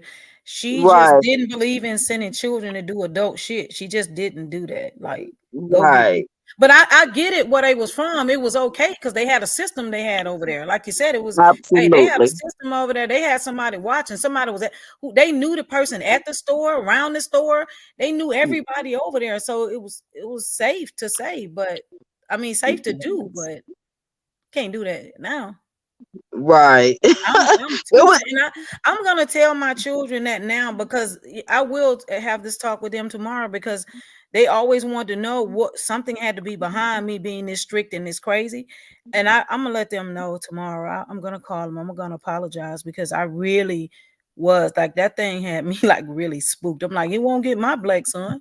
So I was like that type of and the fact that even though that dude was locked up, nobody believed that he really did it. So it was still like, you know, whoever was doing it was still out there. You know what I'm That's saying? what That's I how we always felt. believe. I always believe like it's too many loose ends. It's too many loose ends. When you go, But listen, yeah, that's like if I'm a murderer, right? If I'm the real murderer and y'all done got somebody now and he's my scapegoat, I'ma stop too. I done did enough of them now. I'ma stop too. But like he said, because even through my research, I saw that the killings actually never really stopped. Yep. They just stopped it right there and didn't report anymore as missing and murdered children because they had him. But if I'm a murderer now, I done murdered 22 kids now, and y'all done found somebody to be the scapegoat for me. Yeah, I'm a fall back now too. You see, that's But just I how I heard, feel. did you hear like it was a whole thing that they had going on, that they were doing that, like with the CIA, FBI, they was doing that, and they had that set up to stop like that. Like you said, you didn't know you kill them, but they said that was a whole operation. They was in on it, you know, the police and all them. So I believe it. I do too. I really do It's too. a So lot of stuff that the CIA do that, you know. It's a lot of stuff yes, they do. and you got to know at that That's why time. what he was saying is not that far fetched. Now I don't know if he was actually a part of it, but what he was saying about the CIA and the secret society and all that, that's not far fetched. It's not. They Right. won't make it seem that way because he won't just flat out admit that he was part of it. But yeah, Right. that ain't far fetched at all. So if he Right. was, that's probably why he was like, okay, then well, I'm gonna be a police officer. Maybe he just took on that. I don't know, because it's just a lot of loose ends that is And not. maybe that's why he had the mindset to pretend to be a police officer. Maybe. Maybe he was a part of something like that and felt like, oh, he had some type of authority. You Right. just never know with people. Right. Right. Ain't no telling what type of thing they had him doing to, like, he was like, oh, y'all had me doing all that. Then I'm gonna do this. Because you know, for me, in my mind, because I my sons was in the military, so I'm like, yeah, it's just crazy how the government, you could go off the war and you can do all this, but you got to come back and turn it off and be regular. That always, you know, bothered me, that it's okay to kill for them, and you come out here, you get into anything they do out veterans and soldiers so bad. So I'm all like, it's okay for them to do all this kind of dirty stuff for y'all, and then in the real world, you know, anything happen, y'all don't never Yeah, stand up. because you know what's weird? The training that they give these soldiers in the military, right? Okay, Yeah. say for instance, like you say, they get out, they come home, and they may kill somebody in that military style. That's held against them. Oh, big time. And it's really sad, because you Mhm. train them to kill, like my husband is a Marine, right? Well, and they tell you they teach you to kill, but they don't teach you how not to kill. And that's just Mhm. crazy to me. You know, you Mhm. can go to war and do all this, but you just come back and be a civilian, you regular now. How you supposed to cut it off? And then You if you know, come home and you so happen to commit a crime in any way that they trained you, that's gonna be held like against you. You yes. know what I'm saying? It's weird. I think it really is, because like you train me to do it, and then like, because if you're in a situation, a similar situation here, like, as a civilian, and then you react I like know that, it's like kind of you was corny. trained. I know it's kind of corny, but I kind of go back to that one of my favorite movies, Con Air. You remember Con Air? Yeah. Yes. And you remember how he went out to the military and he came home and he ended up killing this guy in the defense of his wife. And since he was a soldier or ex-soldier, and the way that he killed the guy, they held that against him. Mm-hmm. Mm-hmm. That happens. Mm-hmm. And you would think they would get a break when they go to court. They don't. They just Nope, same. nope, nope, nope. The government just turn them over. Yeah, it does. Right. And that's Mm-hmm. why now they just now trying to do something about all of them with the mental illness and under the bridge. Now they just not. But look how many Vietnam soldiers we lost, like, to mental illness, and like they really got messed up over there, you know. So Troy, this was a good video. Yeah, it was. Trey Yeah, don't New interesting. what he still, doing. we learning I new hope stuff he still. continue it. Yeah, Huh? we learning new stuff about it still. Right. And I hope he continue it. I wanted to, but I just really don't have the time. But I hope he continue it. This was really good. Truth, you see, I was driving and I turned on. Huh? I know how you felt about it. But I told him you was gonna show up and show out when he did it. I knew it. Yes, I jumped on here. I was like, oh no, I gotta get on this one. And I done stopped working. I done shut the thing off just sitting here because this was really good. Yeah, it was. I think Mm-hmm. he should also get into whatever information you may send him or Miss what is it, Black Snowflake? Yeah, I think he should also get into that as well. I think it should be like a series or a continuation. Cause like you say, Right. it's a lot that wasn't covered in what we listened to tonight. It's still some more stuff out there. Right. Yeah, I So had yeah, just found some more videos. I'm gonna send him all my stuff, and Snowflake can send him, what she have as well too, because I really enjoyed this. This is all the stuff I really wanted to get deep into, and I really enjoyed this, Troy. Yeah. Oh, he got me over here blessed and stuff, taking melatonin. That's what I was doing. I wasn't sleep. I was going to get my melatonin. Oh Lord. No, this was good for real. Yeah, it was because I'm still spooked by it. I really am because ain't nobody been caught for it, so I'm still. Ain't nobody been caught. Yeah, and I got Right. grandchildren now, so I'm really spooked by it. So You see, I've been waiting for somebody to confess on their deathbed. Me You too. know I that, want somebody to say yes. something. I want somebody to say something, or I want somebody to tell us I was part of something that with something that helped with this. I want somebody to say something like, and you see how okay, so back then we had that plague over us. Everybody was spooked, scared to come here. Then all of a sudden they just blew us up. Oh, let's get to the A. Everybody want to get them. Like, well, Right. shit, we've been living in fear for the past damn 10 years, and now y'all want to come into we up in the A. Where's a place to be? We're like, it was Freaknik time. Yeah, Freaknik. Okay. We was. Oh my God! The whole highway shut down, Freaknik. Everybody, I was one of the ones out there on the cars. Okay. Atlanta was a mess there. Yeah, they started. That's when it was right. Hey, look, Trey, they did Atlanta missing murder. They was like, okay, let's get them back in check. Hey, we got the Freaknik. We was like, oh, okay, bet. And they started jumping after that, like, oh, come on back to the A. This is a place to be. I'm like, do y'all know what happened a few years ago? Like, we was over here terrified as kids, terrified. Right. So, I'm telling you, it was crazy. But yeah, Trey, keep this going. This was a great show. Yeah. Great show. Interesting, educational. Said they cutting up in this YSL trial already. Lady ain't handed over all her discovery for opening arguments. She wasn't supposed to show one of the lawyers' names, but she left it in a couple of slides on purpose. She got roasted. Always this state. It's just everybody is trying to find little loopholes. They claim they got ironclad cases, but they cheat. You know how it is, honey. The state is cheating. You went to high school in Decatur?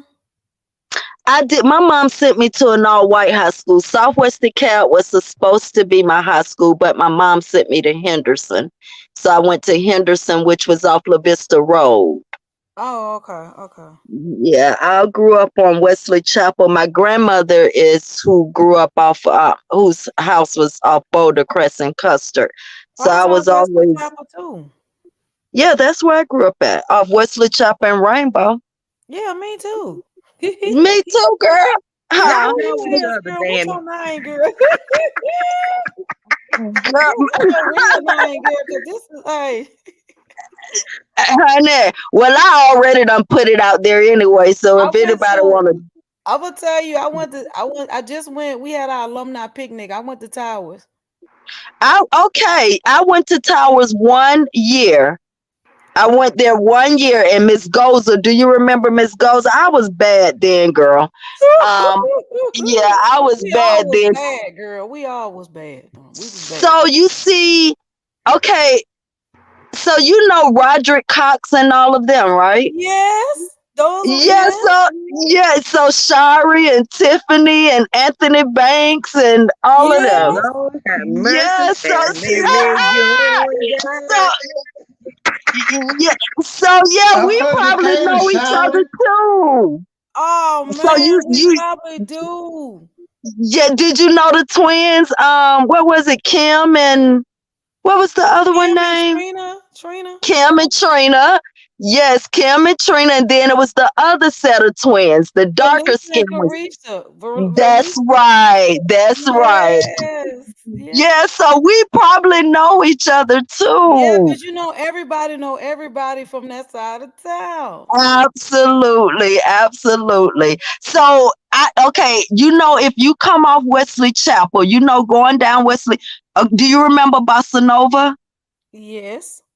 Okay, that's where I first grew up. And then when I was 16, we moved down into a house off of Wesley Chapel, Lindsay Drive. But Lindsay comes out of Glenwood Right. by the cemetery right there. You know what it's yeah. Yeah. So I was either off Glenwood, which was by Towers, or We either was off Wesley Chapel. Glenwood too. Girl, we know each other. We know each other. I can guarantee you when we see each other, we know each other because I was. I can. Hey, go to my video. If you go to my channel, I was just at the alumni picnic, and you're gonna see some of them names you just named. I was at the alumni picnic back in September. So if you go to my channel and go look at some shorts on there, it says Towers High School alumni picnic, and you're gonna see some of them people on there, and you're gonna say, I know her, and her. Yeah, go on there. Me and Tiffany lived on the same street. Which Tiffany? Who used to be with Shari? Tiffany Mitchell, the one used to be with Shari all the time. Do you know Sybil Benson?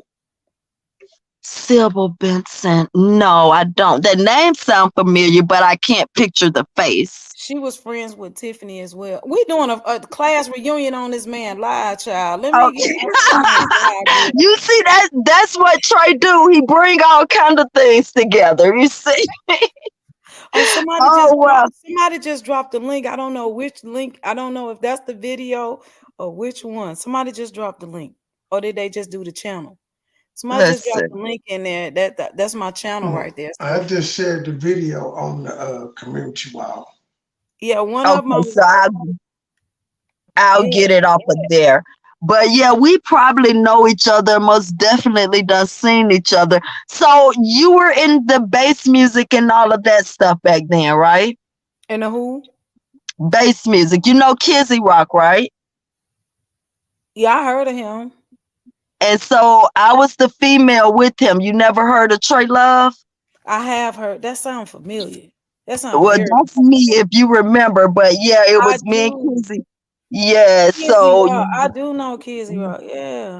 Yes, we from the same area. Yeah, and you know how Decatur was. Everybody knew everybody. Everybody, yes, it was crazy. So you remember Tamisha Stevens? I don't remember her. Big butt Tamisha had the wide, big old butt and hips. I don't. You know Baron T? Baron T. You don't know Bear. Do you know Demetrius? The boy, right? Yeah, Demetrius and Bear and them. It was Demetrius, Bear, Beat Country. It was all them used to hang together back in the day. Yeah, I remember him. You remember Jermaine Priest? Jermaine. I don't. He was real popular too. Played football with Roger Cox and all of them. Yeah. Oh wow, girl, that's amazing. It is. Troy, girl, it is. Troy, we sorry. Yeah, You can Trey, we sorry continue. because she know all my friends. We y'all, sorry, Troy.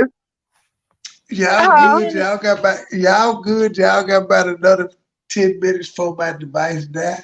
Knock yourselves out. We are sorry. We didn't mean to take over. We're just old school I think people that's that amazing probably though. know. I think that's amazing. Y'all sit up here talking about the same thing and y'all done grew up around each other. This I like it. Right. What's gonna be funny is when we find out who the real connect, who we know, because you got to know, growing up in Decatur, everybody know. She gonna know somebody, Everybody. or I'm gonna know somebody. We gonna have the same friend. If we don't know each other, we gonna have the same friend. That's Where did you get your hair done? what did we used to go to Salika. Off Keller Road? Yes. Okay, My because I friends they didn't. still go there. They've been going there since damn high school. Like I done moved, like I done left and moved and been in different states. They still go to the same one from 85. They still going to the same shop. Wow. Because They I don't still know if go you there. do you remember Glenwood and Line Street? Yes. So that's where I was doing hair at, me, Tanya, and Terry. Did you know Tanya and Terry? Now I heard of Tanya. And okay, so yeah, at Studio One. That's where I was doing Oh, hair I at too. remember Studio One, baby. Yes, so I know you know me there because that's where I was doing hair at Studio One. And Yeah. then remember it was OB's. Oh, I remember OVs. Yes. What was So the husband and wife couple who owned the other one? which other one? It was the one off of Because damn, it was OB's, Set It Off, and I remember those were the three popular ones. The one I was at, OV's and Set It Off. it was two OVs, right? You remember two or one? It was the main one. Well, yeah, the main one, which was on Glenwood, like if you coming up past the Miss Winters that way, it was on the right hand side. Yeah, that one. Yeah. Now I don't know. To be honest with you, I don't know who owned that. It was To a be married honest, couple that it was they opened up another one, and I want to say it was somewhere not in Stone Mountain. It was somewhere else because a friend of mine worked there for a small amount of time, but she worked at the OV. What was Otis and Vicky or somebody, child? I don't know. oh, Vicky, you know what, Vicky? Yeah, I didn't know her husband though, but Vicky, you right.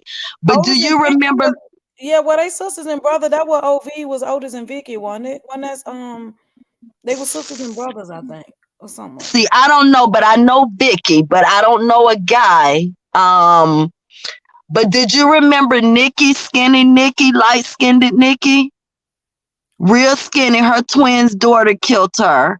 That's what I was finna test. You know, she's all on the ID channel and everything. Her Oh two yeah, I heard twins. that story. Yeah, but I didn't know her, but I heard the story. Yeah, them two. Girl, Yeah, you didn't I know remember that Nikki. story. You knew that lady. I remember that story.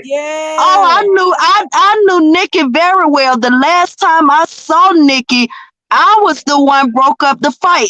She was in Studio One, and this girl came in there and jumped her. And me and my best friend Tanya, we the one broke up the fight. Her best friend sat there and didn't jump in. Me and my best friend Tanya was the one broke up the fight. That was the last time I saw Nikki. The next thing I know, I saw her on the news. Her twin daughters had killed her. Oh wow. But yeah, I knew Nikki very, very well, honey. For a long time, I knew Nikki.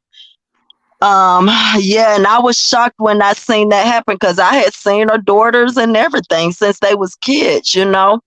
So yeah, I knew Nikki very well, and that's what I tell people. It was sad because the last time I saw her, she was getting jumped on then, and me and Tanya broke it up inside Studio One. But yeah, I knew her very, very well. That she was real popular. She was a hairstylist at OB. She was one of the popular hairstylists at OB's. Yeah, But that was OVs was Otis and Vicky, and my friend, one of my class. Did you know Kelly? They used to work at OVs. I But don't. this I was back don't. in the 80s. This was back in the 80s when Kelly used to work there. Dang, OVs was open that long because I graduated hair school in 91. Yeah, So girl, when OVs we was, graduated high school, like 87, 88, I think that's when she was working there. oh wow. I graduated high school in 89, but I graduated hair school in 91. And that's when I started working at Studio One. Yeah. In 91. So no, I don't know her. Yeah. She was Wow, girl. she wasn't there that long, but she went to school with us as well. And she used to work at OV's. I'll probably know her when I see her. You know, sometimes you know people just when you see them. You may not know the name, but you know Right. them when you see them. So Like I you knew said, yeah. Portia. Yeah. You knew Portia and Omar and all of them too. Oh, I didn't know them. Okay. They was at OB's for a while too. Then Portia went to set it off. You know, they was the guys that turned women. Oh, girl, I don't know about them. You didn't know Omar, Tremone, and Portia. They was popular. Throw down on some hair. And they was at OB's when Nick and them was there. Girl, this is amazing. It's like we on the phone catching up, I right? know it is. I'm sitting up here thinking because it's been so long since I even heard of OVs. It's been years since I heard because like I say, I graduated in 87. So you know it's been a long time. So I'm sitting here like, I remember OVs. That OVs and Set It Off was OVs and Set It Off. Yes, And you know yes. Salika them, we know the same Did you people. just say you graduated high school in 87? I sure did. I I graduated in graduated in 2001. 89. I'm going back on mute. 2000. You graduated when? Damn. I got kids his In age. 2001. I'm old Oh, enough to be your mama. you're a youngster, Trey. Yeah, I got kids older than you. Yeah, you're a youngster, Trey. Yeah, we got kids older than you. I don't have kids though. Oh, you It's don't? that, but I'm older. I graduated in 89. No. Yeah, I got 3 grown sons. All boys, huh? Yep, and all of them older than Trey, but the youngest one. Wow. Yep. And I got 2 grandchildren. So what area are you in now? That's if you want to say, you know. yeah, I can't say it because they be doing too much Okay. on here, girl. They be trying to kill you on here, girl. They be following you. Right. They be saying your life ain't your life, girl. They be crazy on here. They be acting like you can't have shit on here. They be like, that ain't her shit. You be like, what? That ain't her house. That ain't her car. You be like, what the fuck? Like I've been harassed and fuck. This shit is crazy on here, girl. I don't. Oh, I know. That's why I was We just got saying, damn, Tracy. PTSD. Huh? We got PTSD. Oh. That's why I was just thinking, like, damn, Tracy, you done gave out your intersection, your this, and this. They don't want to go to grandma's house, though. As long as they steer clear of that one, they do it. They don't want to go to grandma's house fooling around over on that one, you know. So Nah, my I ain't friends even now worried. from over there. Yeah, They don't want to do that one. So they can go researching of the other ones. They might be safe there, but they don't want to go to grandma's house. So it's okay. But that's But what I what was just about that Falcon game with everybody at it? Man, I didn't Oh, know that. T.I. You talking about that just happened yesterday or Yes, I something? didn't. Everybody was there, girl. I'm mad I He missed that should have game choked now. that little nigga. Right. So Everybody are was you gonna there. do that, Trey? Or Truth? Nope, it's been One done of too y'all? much. I got it on my list, but I'm so far behind. Okay. But yeah, I got it. Okay. But you Okay. know what? I wasn't shocked when I read that. And it's all over the internet, but I wasn't shocked at all. Nah, Right. it doesn't I surprise wasn't me. shocked. No. I mean, Right. the thing about it is he's probably been doing that in private for years. He did it in public. Absolutely. Yeah, you can tell he Absolutely. been a problem child, you know. Oh yeah, He's standing on business. Business. Okay. How they say it in Atlanta? Business. Business. Yeah. You know, we got our own little talk. I stand on business. Okay. Hey, little Shawty standing on business. Right. I can't stand. I remember I used to be like, don't call me no damn shawty. That's like a woman standing on the corner drinking a damn 40 or something. Well, you Don't know be that's calling what they did. Got a whole song, Shout It Swing My Way. Come on now.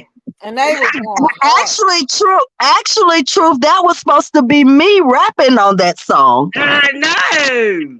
Yeah, Shout It Swing My Way. That was. Too. Huh? I say that sound like you too, to what your style around.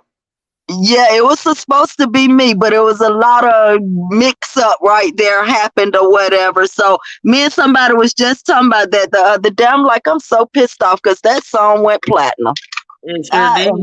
Yes, I am so pissed off. But the girl that's rapping on there, she wasn't a rapper. She was the lawyer's sister. But like I said, it was such a mix up Well, happened. you did your thing with Kids Rock. Don't even worry about it, honey. Right. But that song went platinum, girl. Do you know what my royalties would be like now? But you can't like dwell on the past or whatever. Right. You gotta just keep it moving, you know. But girl, that song went platinum, honey. But and truth, you know, I didn't tell you. I told you one day I'm gonna surprise you. You know, I love the Wind Creek, right? Montgomery. That's my one that I go to all the time. So I said, girl, yes, that's the one I got my player's card at and everything, honey. And I said one day I'm coming there. I was gonna let you know a day or so before. I ain't gonna just pop up and be like, truth, I'm here. So, but yeah, I'm gonna soon be taking me a trip down there because I haven't been.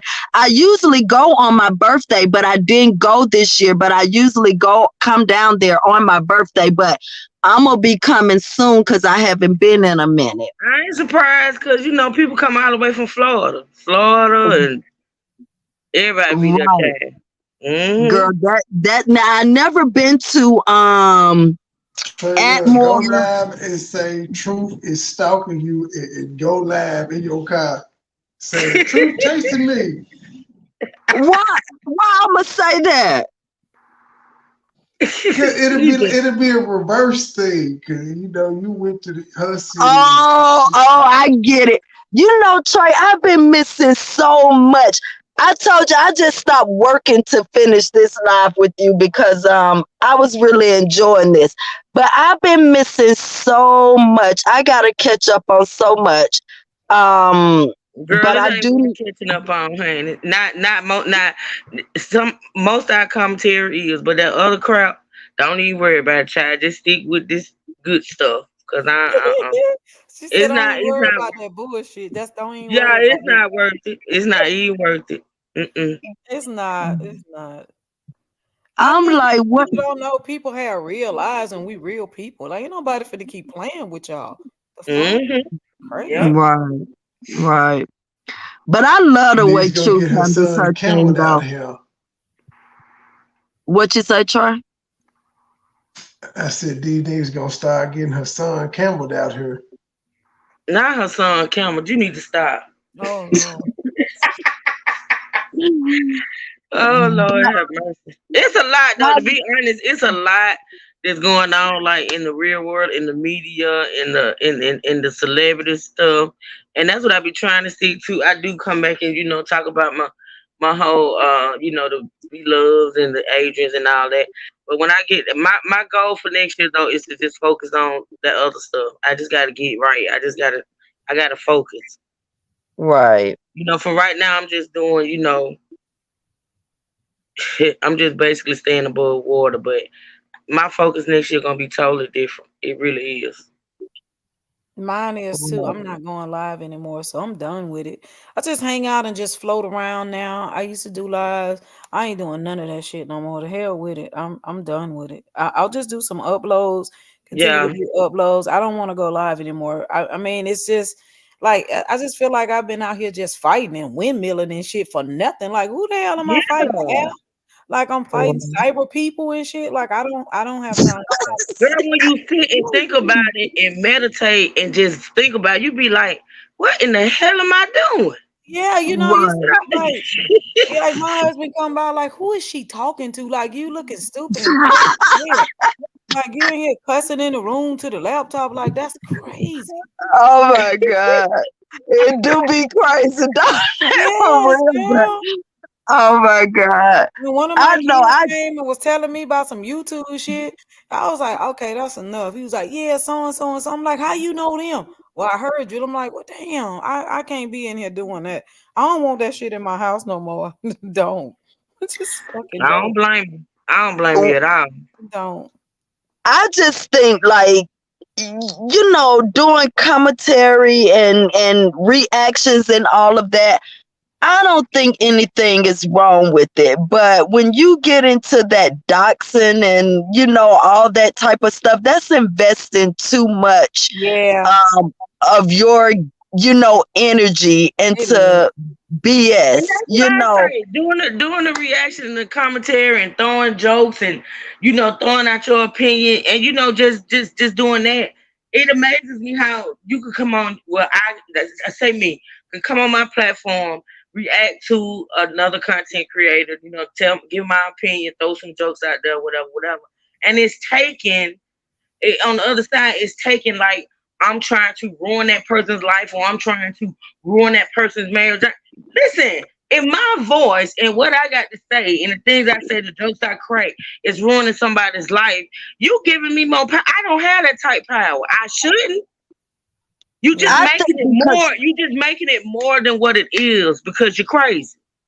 I think too, because you do your commentary so well, even though I may not jump on all the time, I'll go back and listen to the replays sometimes. And sometimes I'll catch you while I'm driving too. You be having me dying laughing, but you be doing All I your be commentary. wanting, Trey. That's all I be wanting. I know I can say some crazy shit. I know sometimes, and sometimes things touch me a little different. I may get a little serious, but all in all, I just want to laugh when I come on this app. You I feel me? know. And you Just be me and having you me and laughing. do something like we did tonight. Tonight was wonderful. You know what Right, I'm saying? I ain't right. got time for all that other stuff. That Yeah, stuff they is. take it too serious. When you go to involving people, families, and all that, that's too much for me. But it seems like they want control, and like I thought about it one day. I'm like, wow, it's so futile. It's useless at what they do because they ain't stopping nobody from doing Right. nothing. You know, so like, what is your purpose? Because you not serving it. You know, people gonna continue to do what they It's want to do. It's unspoken. huh? What you say, Troy? You said, "What is your purpose?" And I said, "It's unspoken." Right. Okay, because you ain't getting the job done, and that's why I see it's this whole control like thing, like you want to tell everybody else what to do on their channel while you doing the same stuff you telling them not to do and worse, you know. And that's why Truth for Real, I be want to strangle you. I'm like, when I see Truth, I want to strangle her because I will never, just like I stood firm on that Wayne Williams thing, I will never see how you did anything more than commentary on Sin City. You did commentary. Now and that's what I thought about the other day. I said, well, now maybe Truth, know a little bit more than I know what her objective was or whatever. But to me, you were doing commentary. Look, And I done came out here and said what my objective was, and my objective didn't have anything. Like I said, the shit with me and Sin City did not become personal until it got personal. I came out here and I was doing commentary, and I said what it was. It was getting me numbers and it was making me money. Ain't that the point? You feel me? Right. Like, ain't that why we come out here to get a click in the view and make a bag, and we can make a bag, and that's what it was doing. But it became personal. You feel me? It did. It became personal. It became ugly. And like I said, that whole experience, hindsight is 2020. And with that whole experience, if I can go back and change it, I think maybe I would. But to learn from it, I feel like I learned from that experience. I learned from it. I Okay. learned from it. So I don't, like I said in my line the other day, no matter what anybody says, no matter how anybody come at me, no matter how many people jump on the bandwagon, you know, the little millions jump on the bandwagon and have something to say about it, you ain't gonna ever beat me up with that. Never. The only person that can honestly come out and speak on that and really make me feel anything, and I'm not gonna necessarily say she can't make me feel regret because I already regret it just because of me and who I am. But the only person Right. that can honestly make me like pay halfway attention to how they feel about that is Sin City herself. You know what I'm saying? Right. And so with that, anybody else that jumped on the bandwagon, don't give a fuck about it, just want to come out here and speak on it because it's the popular thing to do. That what they say don't bother me. That shit don't bother me not one bit. I don't listen to it. I don't indulge. You know, like I said, there are a bunch of silent trees in the forest, and they don't mean shit to me. Right. It's just you can't make me feel bad about something I did, and then the thing about it is the people that's speaking on it have nothing to do with it. It didn't affect them. I wasn't talking about them. Still don't talk about them, and they want to come out here and hoop and holler about it when that woman has apparently let it go. She ain't out here hooping and hollering, not about that. Right. You know, she got her new shit, her what she trying to do now to pop out. You feel me? It's just what it is. And these people honestly think that when they come out here and voice their so-called opinion on it, like it's supposed to some kind of way touch me. That shit don't touch me. I don't give a damn what y'all feel or think. Honestly. Right. That's what I'm like. Like, who do they think they are? Like, and all this huffing and puffing and blowing, and you still ain't blew no houses down yet. You Not know, you now. just huffing Not and now. puffing. Now, I'm woman. like, And the thing about it is, if people would think about it, the same thing they try to crucify me for, as far as my commentary with her, they've done that same type commentary, but on other people. right. That's what I'm saying. They trying to tell other people what to do while they over there doing the same but worse. You Yep. know, Yep. and that's when I say yeah. I don't Mhm. know. It just became so like, what are they doing? Like, I just was start when that happened with that and I hate to bring this back up. I really do. We're not going to discuss it, but when that happened with that Jade situation, Mhm. that's when I was like, you know what? I'm over this because Yeah. people can clearly see the lies and the mess all over the place, but you still got women that's condoning this and joining. And I'm like, Tracy, you know what? You would be on this thing all day going back and forth with clowns and ignorant people Well, I because had to think about what my grandma used to tell me all the time growing up. Lord rest her beautiful soul. My grandma said you can't argue with two type of people that's crazy and a liar.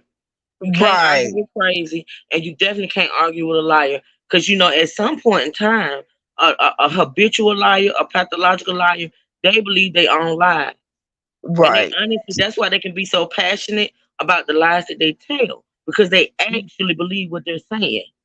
You right. can't argue with that. And And that's why I said no more, no more. It's that I'm done.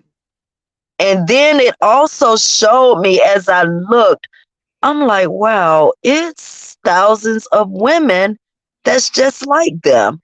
You know, Mhm. so I'm not going, try, like you just said, try to fight against that type of stuff because you already know those people you're going to be at it with forever, See, what you forever, have to do is forever. you just if you feel it in your spirit, like sometimes I get it in my spirit that I actually want to speak on something. You just come out here, you say what you have to say, and you let it go.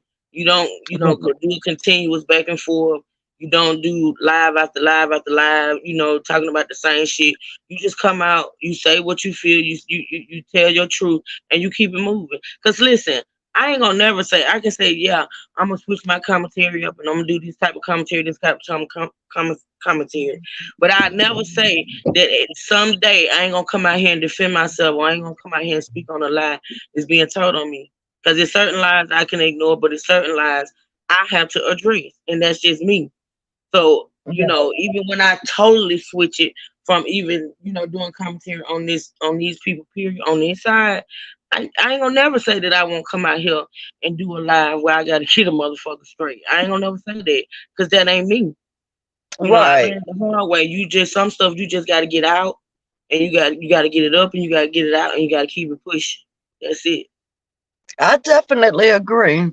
I feel the same way, but it was just like, oh my God. And then people just allowed them to slip away like, no accountability whatsoever. I'm just But like, it's okay though, because see, what people fail to realize, the accountability is not to be done here. no, It's not not going to be done. you. No, Not you. I'm I'm saying not their talking about here. followers. Here as me, I'm talking about here on in this lifetime on this earth. Like people can Mm-mm. let people slide with bullshit all day long, but in the end, we all gotta pay. That's why I had to sit back and think about me and what I was doing. Right? Right. We all gonna take accountability, whether it's done here on earth or it just is what it is. And Right. I just had to discipline myself to know that greater is coming, and that even the things that's being done and said now, people may think they're getting away with it, or they may think it's cute and all of that. But because you know what's weird about these folks for me? Mm-hmm. They feel like us over here. When I say us, I mean the True Slipper State gang or whatever. We're gonna experience karma. Every bad thing we go through is our karma. We're gonna experience karma because we've done this and we've said that. But they don't think, I guess, that they won't experience karma as well. You get what I'm Right. saying? They always Right. want to yell and scream karma. Oh, they're gonna get karma. This is happening because of karma. Da da da. But what are you exempt? What are we doing here? Right. You know what Right. I'm saying? That's why it be funny to me. It literally be funny to me at this point. It is. Mhm. It's hilarious. Even some of the things when I see the community posts from especially one person, I'm just like, but when you just doing the same thing, they'll post little things on their community wall about it, whatever. But that's you. That's who you You are. know, you got to be a slow person to think. And I meant what I said when I say slow. You really got to be slow, and your brain ain't like fully developed if you feel like you're going to impose my karma on me doing what you said I did and you not get that karma back. Like, what are we doing here? You Right. find yourself imposing my karma on me for something you felt was wrong, but your slow ass went and did the exact same thing. Well, not all the way exact, because see, I didn't set shit up. I just reported on it, right? But you Right. find yourself going out doing exactly what you say I did to impose my karma on you. So who's gonna impose your karma on you? You claim to be imposing my karma on me, right? So who's gonna impose your karma on you? Right. I'm The just most saying. Girl, that's crazy. You set a trap. You see, and it definitely states in that Holy Bible that you proclaim to know so well, about that type of stuff. So Mm-hmm. I don't know. That's why I just be like, Lord, these people, they're ignorant, but want to sound so smart. Yeah. I don't know. It was just like I just can't believe that. But I think that's the problem, truth. Because even just sitting back listening and stuff, because I'm coming back, but I'm not gonna come back until I can fully commit to I get videos what you're all the saying. time. Yeah, I But get it. I'm learning from you. I'm watching, I'm learning, and I think the fact of the matter is, you do your stuff very well, and you do your stuff to where you have built a true like family. You have one or two or three people that has, and maybe even a little more, that has Mm-hmm. went on and ventured off or whatever, but for the most part you have a tight knit family type base of supporters around you, and you Mm-hmm. do I your do. stuff very, very, very well. Don't never let See, nobody that tell be you my differently. problem. Like people be like, people be like, if you feeling bad or you got this going on or you got that going on, why are you coming live? See, people don't understand. I guess because when people not like you and don't think like you and not, the same type person you are, they wouldn't understand. Yeah, I come on Right. live sometimes when I'm not feeling well. Yeah, I come on live when I got a whole million things going on in my real life. Yeah, I came on live when my man was laying up in the hospital, and when I knew he was good, I was coming live because I look at some of these, some of my people, like you say, as family as well. And I miss these people. Like I ain't gonna lie today, I miss them. And I know, I ain't never met them. A lot of them I do talk to on the phone. I do communicate through email, DM, and text and stuff like that. But all I say is, if you know what, Trey Love, if people would not judge, everything would be okay. It's the judgment for me. Is you want to judge me on how I run my platform, but you don't want no judgment on how you run yours. Right. Like, leave me alone. Like, and the first thing, these people, the sad part about it is, Trey, the people that's doing all this commentary on me and coming for me, so-called coming for me and got so much to say about me, I don't do commentary on these people. And We the first know. thing they say when somebody say, well, why are you speaking on her? Well, she did this to this city, and she did this to Philadelphia, and she did this to this person. Well, what the fuck did she do to you? You Right. understand? Like, Right. honestly. And then you know how you can tell though it's just a plot and a plan, because if this person was really this what do you call it, knight in shining armor and want to save everybody.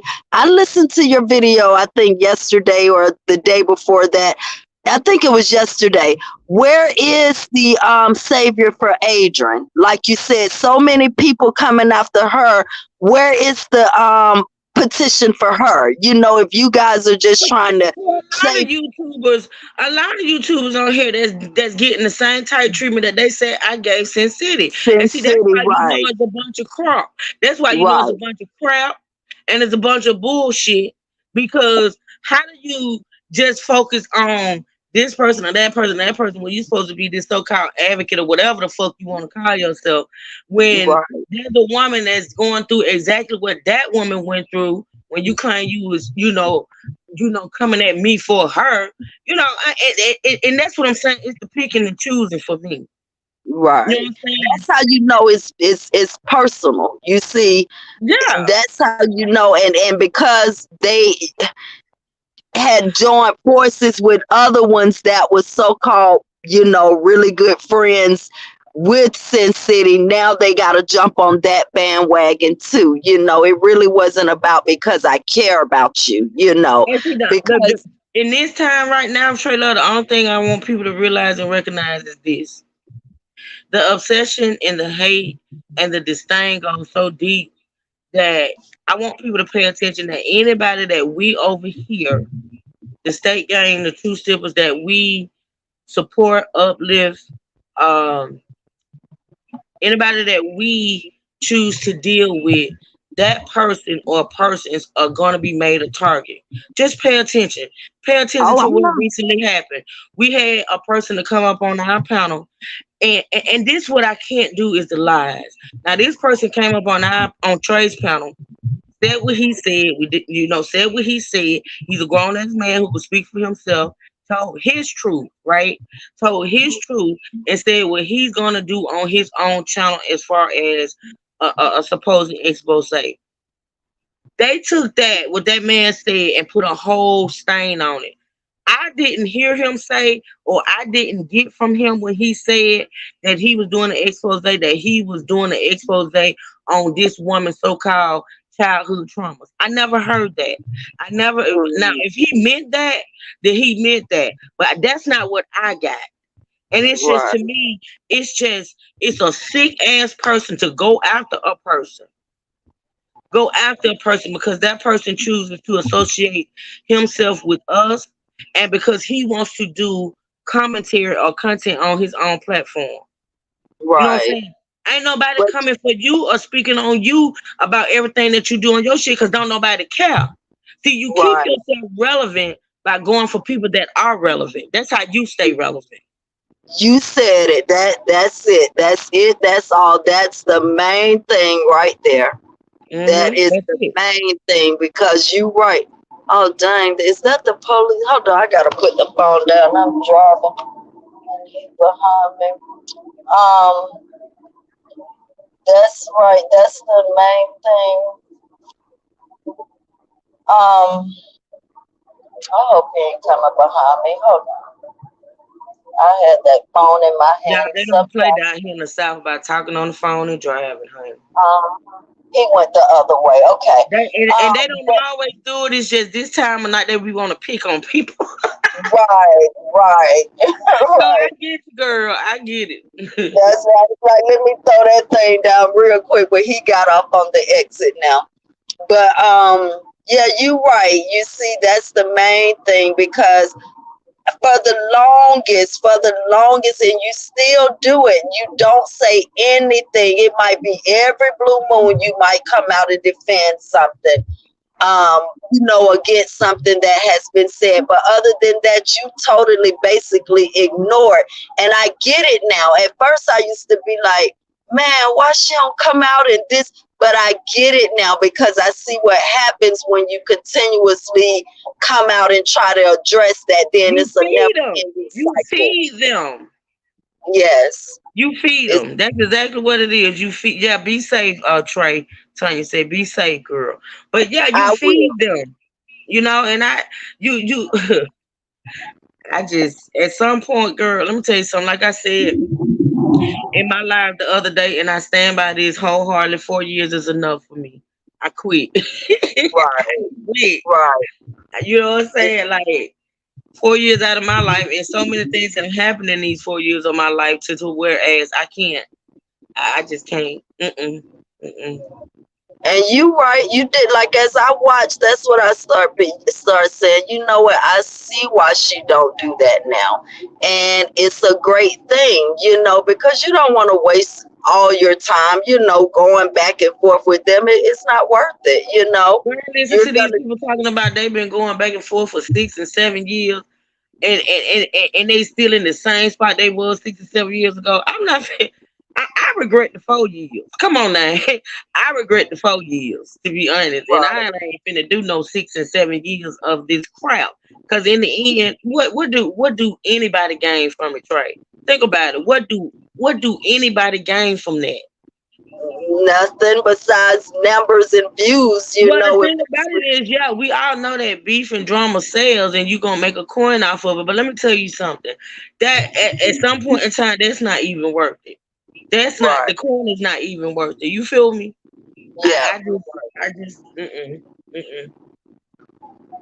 Well, all I know, I've been learning from you, and I feel like what you said. And if you got something you want to speak about, come out and speak about it. Let that be it. Let that be the reason, and let it go. Move on to the next thing. Yep. Well, I appreciate you appreciating me and what I bring. I really be trying, y'all. Look, I ain't perfect. I am a heathen. I am a sinner. I ain't never denied that crap. But all I can do every day when I wake up is try, and try to do better. You feel me? That's the only thing I can do, and that's it. So. But see, I just don't see. But that's why I say, unless you know something in your heart and mind that I don't know, this is like your job. This is your job. This is what you do. It's no different than Wendy Williams. It's no different than Tasha K. It's no different than none of that. This is your job. You don't even get downright as dirty as a few of them do, so I don't know unless you know something deeper, like, okay, if you come to your mind today like, oh, I'm gonna just go F with this person today just because that ain't it. Right, it's your job. So I don't see it, but when you need to do what you need to do, so I just respect that. But I just see you doing, your commentary. That's it. If I was to come on here every day and say, oh, I just want to fuck with this person or fuck with that person just to do what I do here, I would be fucking with the people that's fucking with me. Right. You get me? That ain't what I want. That ain't what I'm going to do at all.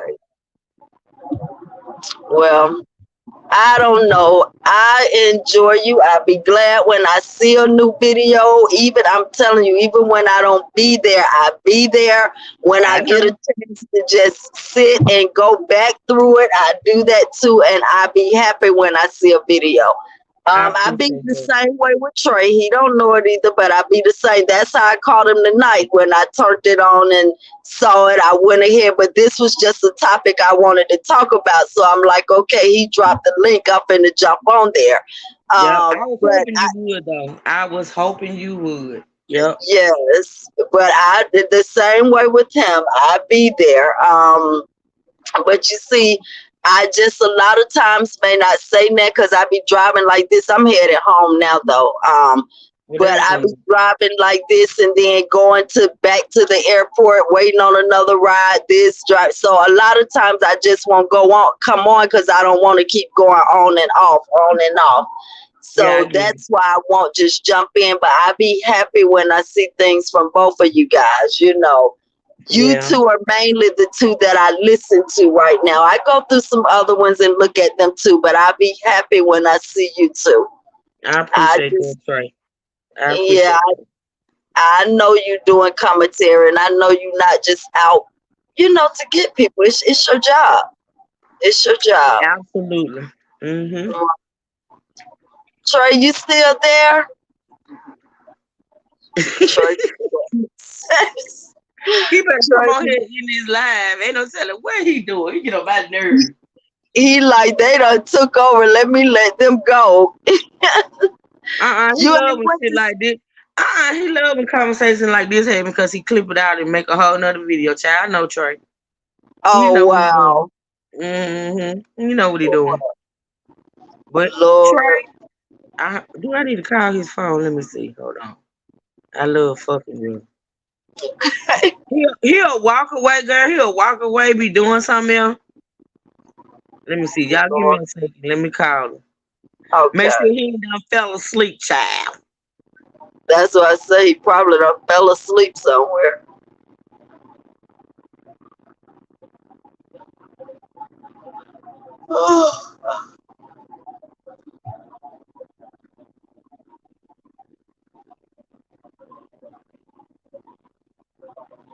Y'all give me a minute. I'm on mute. I'll be right back, Trey. Okay.